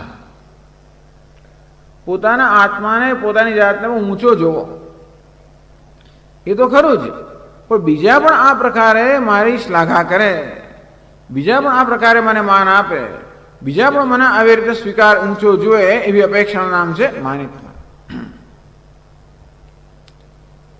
માનિત્વ કેમ જન્મતું હશે? શું કામ લોકો બીજા પાસે માનની અપેક્ષા રાખતા હશે? એવું કેમ? બીજાએ મને માન આપવું જોઈએ, મારી નોંધ લેવી જોઈએ. સ્વામી તે ભાવ્યું પછી પેલું હા બહુ કોણે બનાવ્યો? એટલે કદાચ છે ને પેલું નોંધ ન લેવાય હતો. ઘણી વાર તો આમ કોઈ ભેટ આપે ખરા, પછી પૂછે આપણને કે પછી પેલું આપણે ભૂલી ગયા હોય તો પછી મુશ્કેલ થઈ જાય. યાદ રાખવું પડે કે કોણે શું આપ્યું છે. પેલું પહેર્યું, પેલું વાપર્યું, પેલું ઓઢ્યું, પેલું ખાધું, પેલું પીધું, યાદ રાખવું પડે. અને ભૂલથી ના કર્યો તો પછી ખબર લઈ નાખે આપણે, એવું પણ થાય. આટલી મહેનત કરીને આટલું કરે વગેરે વગેરે. એટલે તો અમે મહેનત કરી, અમે આટલું કર્યું, તમે શું કર્યું? આ રીતે જે પોતે કરે હંમેશા એના માટેનું વળતર માંગનાર. આમાં દુઃખી પોતે જ થાય છે. આમાં આ વસ્તુથી જો ચાલતું તો વાંધો, પણ દુઃખી પોતે જ થાય છે. એવું છે ને, લોકો મને માન આપે ખરા, પણ કંઈ મફત તો માન નથી આપતું ને. દરેકને આવી જરૂર છે. કોઈ મને સન્માન આપે તો એ અપેક્ષા કે હું એનું સન્માન કરું તો થાય. જો હું ના કરું તો તરત સન્માન મળતું બંધ થઈ જાય, એવું બને. આખો તો હંમેશા ને કહે કરીએ, આખો તો હંમેશા ના કરીએ, એવું થાય. એટલે હંમેશા મારા મને ગણિત ચાલ્યા જ કરે. પેલા મને શું કહ્યું, પેલા શું ના કહ્યું, પેલા મારી નોંધ લીધી કે નહીં, પેલા મને માન આપ્યું કે નહીં. પાર્ટીમાં ગયો સ્વામીજી પર કોઈ આપણે નોંધ જ ના લીધી. ડાઇનિંગ ટેબલ બેસાડે ખરો, પણ અહીં બેસાડો, ત્યાં ના બેસાડો. એમાં એવું હોય છે, સાથે જમવા બેઠા હોય ને તો કોણ ક્યાં બેઠું છે પણ મહત્વનું છે. તમને બધી ખબર નહીં હોય કદાચ, પણ આ બધું મહત્વનું હોય છે. અમુક જગ્યાએ ટેબલ પર પણ કોણ કઈ જગ્યાએ બેઠું, મુખ્ય વ્યક્તિ, મુખ્ય ખુરશી કઈ છે, પછી એની નજીકની ખુરશી, એની નજીક એમ કરતા કરતા મહત્તા નક્કી થાય. મને ક્યાં બેસાડે? પછી આપણા ગણતરી, આ જે માની માણસ ને આવી જ ગણતરી ચાલે છે. બધે એક જ વસ્તુ એની, જેમ સુથારનો બાવળ્યો ને, આ વ્યક્તિનું એક જ માન કે મને કેટલું માન મળ્યું, બસ. આ જ પ્રકારની ગણતરી ચાલે આ જ કરતી હોય. અને મોટે ભાગે તો એવું થાય ને કે આપણે માનથી સંતોષ થાય નહીં, એટલે મનમાં પછી પેલો ડંખ રહી જાય, અને પછી મનમાં એનું જોઈ લઈશ ચાલો. એટલે કેવી રીતે પછી એનો બદલો વાળવો, આ બધી ગણતરી ચાલે આજ કરે. એ જપ કરવા બેસે તો શેનો વિચાર કરે, પછી ધ્યાન કરવા બેસે તો શું વિચાર? આ જ વસ્તુનો વિચાર કરે. ગઈકાલે પેલા મને શું કહ્યું અને શું ના કહ્યું, મારે કેટલો ચાંદલો આવ્યો, કેટલો ના આવ્યો.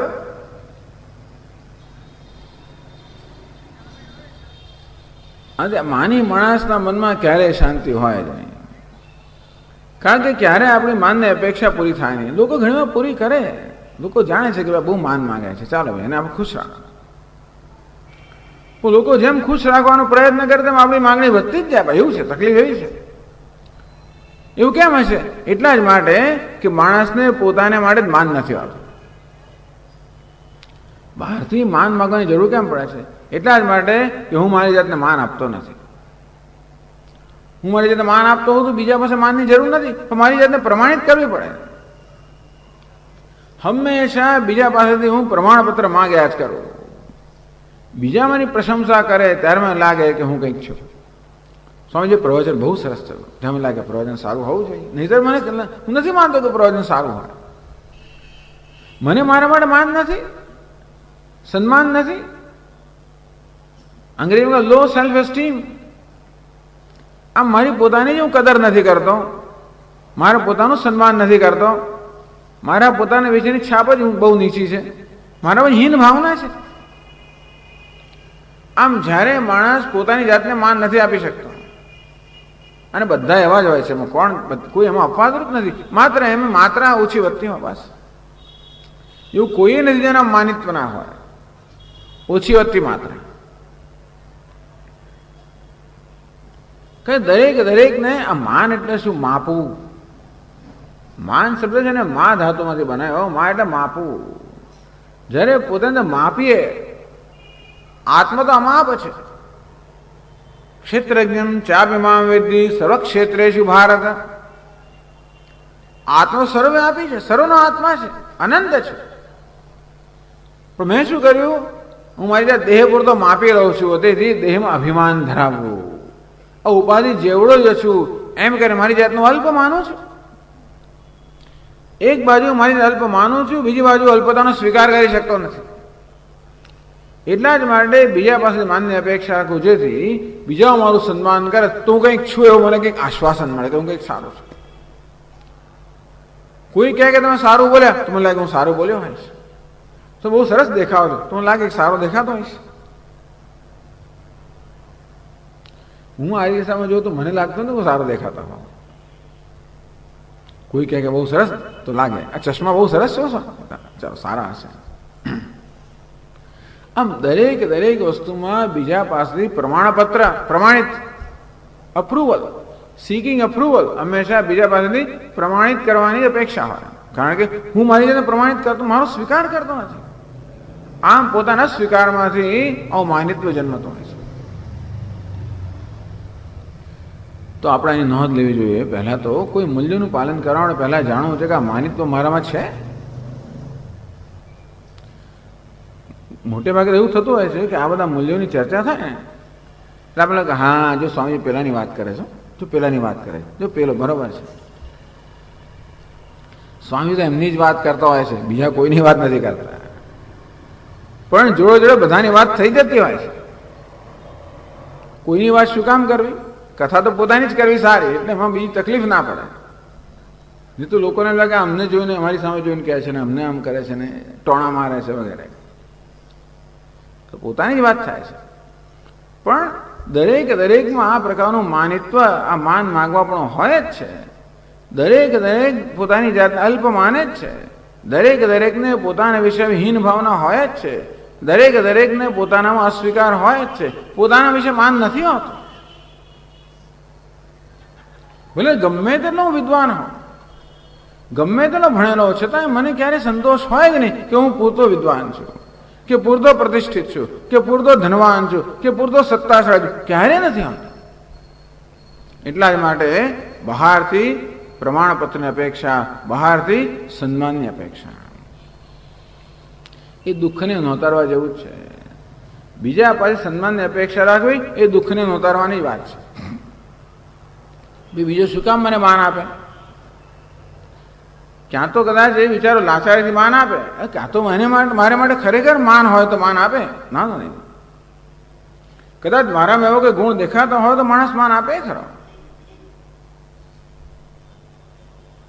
તો પછી એને લાગે કે આ તો બધી ખોટી વાત છે, મને એમ કે સ્વામી આવા છે, ના નીકળે તો જતું રહે માન પાછું. ખુરશીમાં બેઠો છે માટે માન મળતો, ખુરશીએ તો માન પણ જતું રહે. યા વિત્તો પાયન શક્ત તાવન નિજ પરિવારો રક્ત પશ્ચાત જીવતી જર્જર દેહે વાર્તામ કોપીને પૃચ્છતી ગેહે. શંકરાચાર્ય મહારાજ કે જ્યાં સુધી આ માણસ ધન વગેરે ઉપાર્જન કરવાની શક્તિ ધરાવે ત્યાં સુધી બધા માન આપે છે. ઘરમાં માન આપે, ઘરના જ માન ના આપે ને બહારની ક્યાં વાત કરવી. યાવ વિત્તોપાર્જન શક્ત તાવન નિજ પરિવારો રક્ત જ્યાં સુધી વિત્ત એટલે ધન ઉપાર્જન કરવાની શક્તિ છે,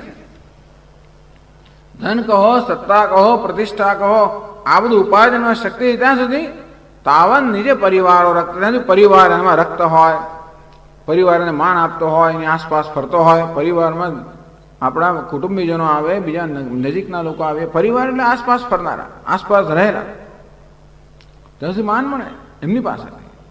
પશ્ચાત જીવતી જર્જર દેહે વાર્તામ કોપીને પૃચ્છતી ગયે. એક વાર આ શક્તિ જતી રહી, માણસ જર્જરિત થઈ ગયો, હવે એ કંઈ પૈસા કમાઈ શકે એમ નથી, હવે એની પાસે કોઈ સત્તા રહી નથી. વાર્તામ કોપીને પૃચ્છતી, કે ઘરમાં પણ એને કોઈ પૂછતું નથી, ભાવ નથી પૂછતો. આવો દુનિયાનો નિયમ છે. એટલે આપણે એમ માનીએ કે આખી જિંદગી માન મળ્યા કે એવું બનવાનું જ નથી. એટલે આ માનિત્વ તો બહુ દુઃખ ઉત્પન્ન કરનાર છે, દુઃખી કરનારો છે. અને માટે આપણે આપણી આ વૃત્તિ, માન માગવાની વૃત્તિ ને જાણવી જોઈએ, એની નોંધ લેવી જોઈએ અને એને નિવૃત્ત કરવી જોઈએ, એને નિષ્ક્રિય કરી નાખવી જોઈએ, એનું નિવારણ કરવું જોઈએ. શું કરવું જોઈએ? એના માટે એક સરસ પદ્ધતિ છે, એક સરસ ઉપાય છે, એને કહેવાય છે પ્રતિપક્ષ ભાવના.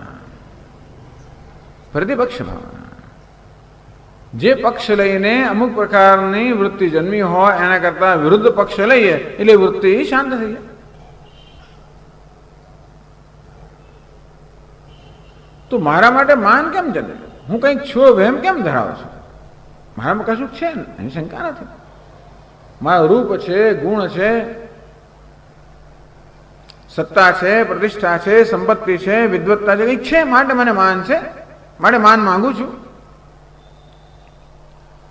તો આપણે પ્રશ્ન કરીએ, જીવનની વાસ્તવિકતા વિશે વિચાર કરીએ કે જે કંઈ સિદ્ધિઓ મેં પ્રાપ્ત કરી છે એ સિદ્ધિઓનું યશ ખરેખર હું લઈ શકું ખરો? ધારો કે હું ખૂબ ભણ્યો હોઉં, ધારો કે હું સત્તાશાળી હોઉં, ધારો કે હું પ્રતિષ્ઠા ધરાવતો હોઉં, ધારો કે હું સંપત્તિ ધરાવતો, સંપન્ન હોઉં, ધનવાન હોઉં, તો આ બધી વસ્તુ, આ પ્રકારની સિદ્ધિઓ માટે હું શું એનો આ યશ એકલો લઈ શકું ખરો? સફળતાનો યશ આપણે એકલો લઈ શકીએ? અમારા સ્વામી મહારાજ કે સફળતા કોને મળે? The one who is at the right place at the right time. આપણે યોગ્ય સમયે યોગ્ય સ્થળે હોઈએ તો આપણે ખાટી જઈએ. આપણા કરતા કેટલાય બધા લોકો, શક્તિશાળી લોકો ક્યાં ને ક્યાં રખડ્યા કરતો, કારણ કે આપણી એકદમ છાપામાં નજર પડી, જાહેરાત આવી ગઈ, મેં અરજી કરી અને મને બોલાવ્યો અને મને મળી ગયો. બીજા નજર ના પડી, અરજી ના કરી, મારા કરતા કેટલોય બધો ખરેખર તો ધન શક્તિશાળી, પણ એને કશું ના મળે. મારા કાકાની ઓળખાણ હતી એટલે મને મળી ગયો, પેલાની ઓળખાણ નહોતી, રહી ગયો. ગમે તો હોય. ટૂંકમાં પેલો માદો પડે જઈ ના શક્યો અને હું ઇન્ટરવ્યુમાં ગયો અને મને મળી ગયો. ટૂંકમાં આપણે જ્યારે જોઈએ કે આપણને જે કંઈ બધું પ્રાપ્ત થયું છે એની પાછળ કેટલી બધી, કેટલો અનુગ્રહ છે, કેટલા નસીબદાર આપણે છે. ટૂંકમાં આપણને નસીબ કેટલી યારી આપતું હોય છે, બધા આસપાસના પરિબળો કેટલા અનુકૂળ હોય છે, ત્યારે ખરેખર આપણે કોઈ વસ્તુ સિદ્ધ કરી શકતા હોઈએ છીએ. એમાં એકલી આપણી શક્તિ કામ નહીં લાગતી હોતી. અને ધારો કે હું શક્તિ ધરાવતો હોઉં, હું મોટો જ્ઞાની હોઉં, વિદ્વાન હોઉં, તો પ્રશ્ન પૂછું કે વિદ્વત્તા એ ખાલી એનો યશ હું એકલો લઈ શકું? હું જન્મ્યો ત્યારે અબૂધ હતો, એક બોલતાય નહોતો આવડતું. માએ શીખવાડ્યું, માં ત્યાંથી શરૂ થયું. માં, દાદા, કાકા ને પાપા બોલતા બોલતા ધીમે ધીમે ધીમે, અને નાક કહેવાય અને કાન કહેવાય એ કશી ખબર નહોતી. હવે હું અત્યારે મોટો બાયોલોજિસ્ટ હોઉં, બોટનિસ્ટ હોઉં, ડૉક્ટર હોઉં, એનેટોમિસ્ટ, અનેક બધી વસ્તુ હોય, પણ એ હતો જન્મ્યો ત્યારે કેવો હતો કંઈ ખબર નહોતી. એકડો ઘૂંટાતો ઘૂંટાતા માનો દમ નીકળી ગયો. આમ કરતા કરતા માએ બિચારી કેટલા કલાક સુધી ગાળા મારી હતા, એકડો લખી શક્યો. ત્યારથી માણીને કેટલા બધા શિક્ષકોએ, કેટલા બધા લોકોએ કેટલી મહેનત કરીને ત્યારે મને આ બધું જ્ઞાન પ્રાપ્ત થયું. એનું યશ એકલો કેમ લઈ શકે? સ્વામીજી મારી બુદ્ધિ તો ખરી જ ને, એટલે બુદ્ધિ તે ઊભી કરી છે, તને તો આપવામાં આવી છે, ઉપયોગ તો કરવાનું ખરો ને, ઉપયોગ કરવાની શક્તિ પણ તને આપી છે ને કોઈ, ઉપયોગ અને પ્રેરણા પણ આપી છે ને કોઈ. કેટલા લોકો બુદ્ધિશાળી હોય છે, આંસુના પીર હોય, કશું કરતા જ નથી, બધું નકામી જાય છે. ત્યારે આપણને બુદ્ધિનો ઉપયોગ કરવાની પ્રેરણા મળી, એ પણ કોઈની કૃપા તો ખરી છે ને. અમારા સ્વામી મહારાજ કહે કે દરેક દરેક ક્ષણે આપણને ઈશ્વરના અનુગ્રહનો અનુભવ થઈ જ રહ્યો છે, દરેક ક્ષણે. આ રીતે જીવનમાં જે કઈ સફળતા કે સિદ્ધિઓ આપણે પ્રાપ્ત કરી છે એનું અન્વેષણ કરીએ ત્યારે જણાશે કે આપણો કંઈક નાનકડો ભાગ ખરો, મોટે ભાગે તો આ બધી વસ્તુઓ આપણને આપવામાં આવે છે. ધેર ઓલ ગિવન ટુ, એ બધી ભેટ છે ભગવાનની. શરીર મા બાપે આપેલી ભેટ છે, બુદ્ધિ પણ ઈશ્વર આપેલી ભેટ, બધી ભેટ છે. અને તેથી જે કંઈ સિદ્ધિઓ આપણી પાસે હોય, જે સફળતા આપણી પાસે હોય, એના માટે ગર્વ કે ઘમંડ કરવું એ તો જરા યોગ્ય જ નથી. આપણામાં ખરેખર તો ઉપકારની લાગણી હોવી જોઈએ કે હું કેટલો નસીબદાર છું, ભગવાનની કેવી કૃપા છે, આ જગત મને કેવું અનુકૂળ છે, મા બાપની પણ કેવી સહાય છે, બધા કેટલા લોકોએ સહાય કરી ત્યારે હું આ કરી શક્યો, એ બધાને કેટલો ઉપકાર મારા પર છે. આ મારું ઉપકારની લાગણી હોવી જોઈએ, મારો નમ્રતા હોવી જોઈએ. આ રીતે આ માનિત્વ જે માન છે, ઘમંડ છે, આનો ઉપાય કયો છે? નમ્રતા. નમ્રતાથી આપણે આ માનિત્વ કે ઘમંડ છે એનું નિવારણ કરી શકીએ. એ નમ્રતા કેવી રીતે આવે? આપણે જીવનની વાસ્તવિકતાઓ સમજીએ ત્યારે. તસ્માત ત્વમુત્તિષ્ઠ યશો લભસ્વ જીત્વા શત્રુન ભુંક્ સ્વરાજ્યમ સમૃદ્ધમ મયે વૈતે નિહતાઃ પૂર્વમેવ નિમિત્ત માત્રમ ભવસવ્યસાચિન. ભગવાન અર્જુનને કહ્યું 11મા અધ્યાયમાં, અર્જુન આ બધા તો યોદ્ધાઓ મારા વડે હણાઈ જ ચૂકેલા છે, માત્ર તને યશ પ્રાપ્ત કરવા માટે જ મેં નિયુક્ત કર્યો છે, મને તું યશ પણ મેળવ. અર્જુન જાણે છે કે આ યશ કોને કારણે છે, દુનિયા ના જાણે. દુનિયા એમ માનશે કે અર્જુન આ બધા અજય યોદ્ધાઓને હરાવ્યા, એમ કરીને ઇતિહાસમાં તારું નામ સુવર્ણ અક્ષરમાં લખાશે. પણ અંદરની વાત શું છે? અંદરની વાત તો એ છે કે ભગવાને એનું કામ કરી જ નાખ્યું હતું, એને માત્ર યશ મેળવવા માટે જ પસંદ કર્યો. આવી રીતે ખરેખર તો શકળનો ભાર જેમ શ્વાન તાણે, હું કરું એ જ અજ્ઞાનતા. મેં કર્યું, મેં પ્રાપ્ત કર્યું, અજ્ઞાન સિવાય કંઈ જ નથી. ખરેખર તો આ બધી સિદ્ધિઓની પાછળ તો અનેક પ્રકારનો અનુગ્રહ રહ્યો છે, અનેક પ્રકારનો સહકાર રહેલો છે, અનેક પ્રકારનું નસીબ રહેલું છે. એ જ્યારે જોઈએ ત્યારે આપણે નમ્ર બની જઈએ. નમ્ર બની જઈએ ત્યાર પછી આપણા પેલી માન માગવાની વૃત્તિ છે એ શાંત થઈ જાય. આમ માનિત્વ એનો ઉપાય છે નમ્રતા. અને બીજો ઉપાય પણ છે, માન માગવાને માન આપવાનું શરૂ કરો તો એ બહુ સારી વસ્તુ છે. અમાની માન દો માન્યો, ભગવાનનું નામ છે અમાની માન દો માન્ય. ભગવાન અમાની છે, માન તો નથી માગતા, પણ માન આપનારા છે. રામચરિત માનસ વગર આપણે વાંચીએ ત્યારે ખબર પડે કે ભગવાન રામચંદ્રજી કેવા હતા. એ માન તો ન જ માગે, બધાને માન આપે, બ્રાહ્મણોને બોલાવીને સન્માન કરે, દાન આપતા પહેલા સન્માન સાથે દાન આપે.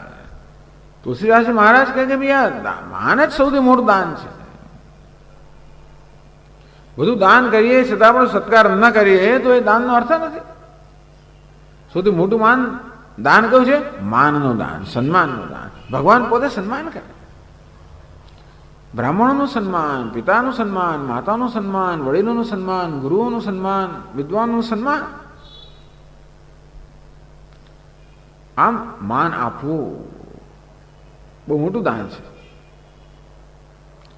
એટલે ધીમે ધીમે માન ન માગીએ એટલું તો નહીં જ, પરંતુ આપણે માન આપતા થઈએ.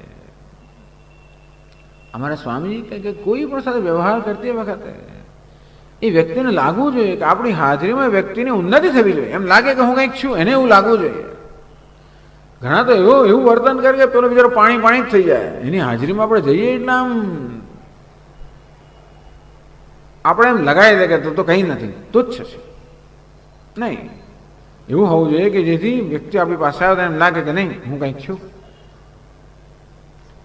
આમ માન આપવું એ પણ એક બહુ ઉત્તમ વસ્તુ છે. નમ્રતાથી આ માનિત્વ જે છે એનું આપણે નિવારણ કરી શકીએ અને માન આપવાથી પણ ધીમે ધીમે આપણામાં એ માનિત્વ ઓછું થાય. આ રીતે આપણું મન જ્યારે મુક્ત થાય ત્યારે મન શાંત બને. આ માનિત્વ છે, માન માગવાની વસ્તુ ઘણો સંઘર્ષ ઉત્પન્ન કરે છે. એ સંઘર્ષમાંથી મુક્ત થઈએ, આપણું આ રીતે શાંત બને.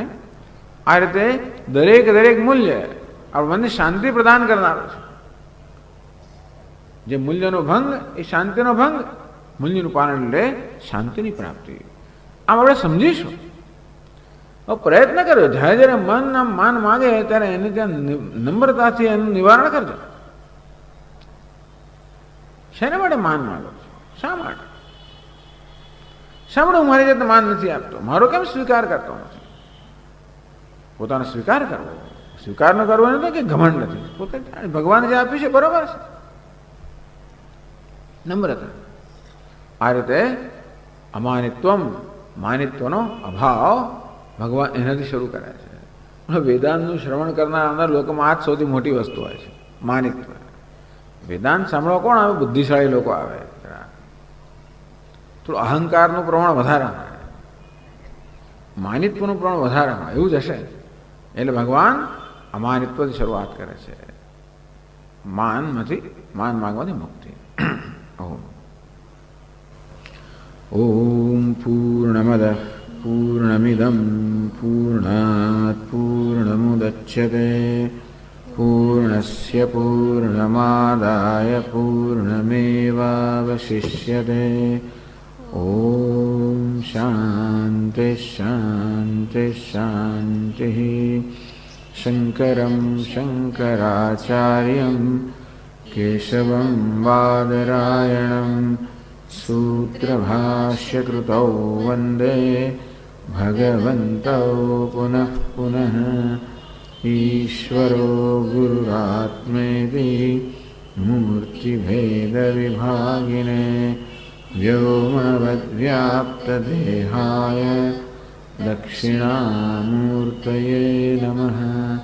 ઓમ શાંતિ શાંતિ શાંતિ. હરિ ઓમ. શ્રી ગુરુભ્યો નમઃ. હરિ ઓમ. 3, 4.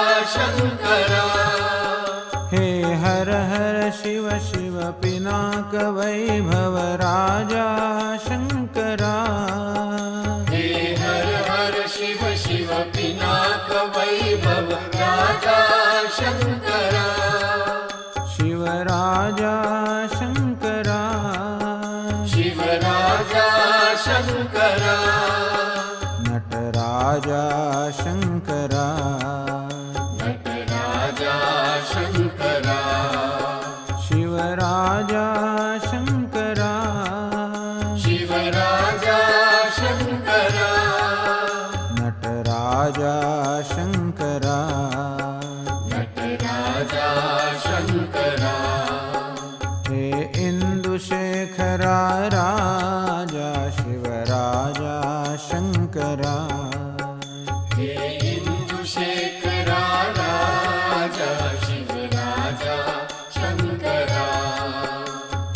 डमरुकपाणि नृत्यविहारा राजा शङ्करा डमरुकपाणि नृत्यविहारा राजा शङ्करा डमरुकपाणि नृत्यविहारा राजा शङ्करा डमरुकपाणि नृत्यविहारा राजा शङ्करा शिवराजा शङ्करा शिवराजा शङ्करा नटराजा शङ्करा नटराजा शङ्करा शिवराजा शङ्करा शिवराजा शङ्करा नटराजा शङ्करा नटराजा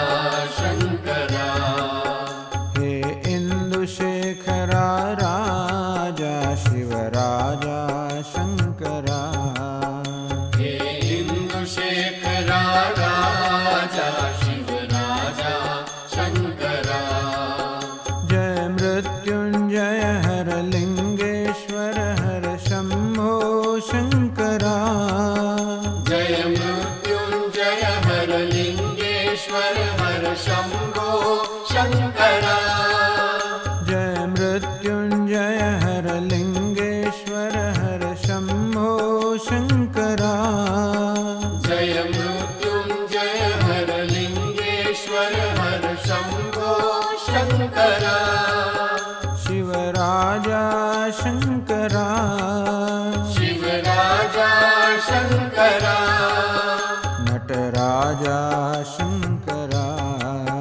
नटराजा शङ्करा शिवराजा शङ्करा शिवराजा शङ्करा नटराजा शङ्करा नटराजा शङ्करा हे इन्दुशेखरा राजा शिवराजा शङ्करा हे इन्दुशेखरा राजा शिवराजा शङ्करा तिरकिट तक धिम नर्तन सुन्दर राजा शङ्करा तिरकिट तक धिम नर्तन सुन्दर राजा शङ्करा तिरकिट तक धिम नर्तन सुन्दर राजा शङ्करा तिरकिट तक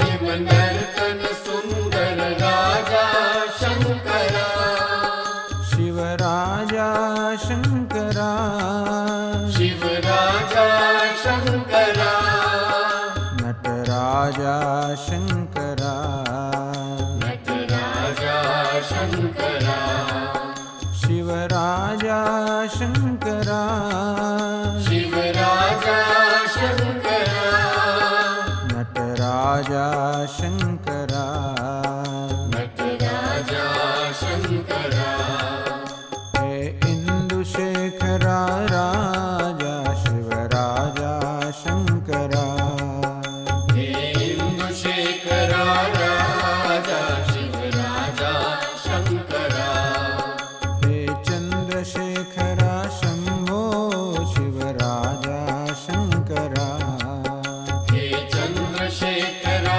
शम्भो शिवराजा शङ्करा शिवराजा शङ्करा शिवराजा शङ्करा शिवराजा शङ्करा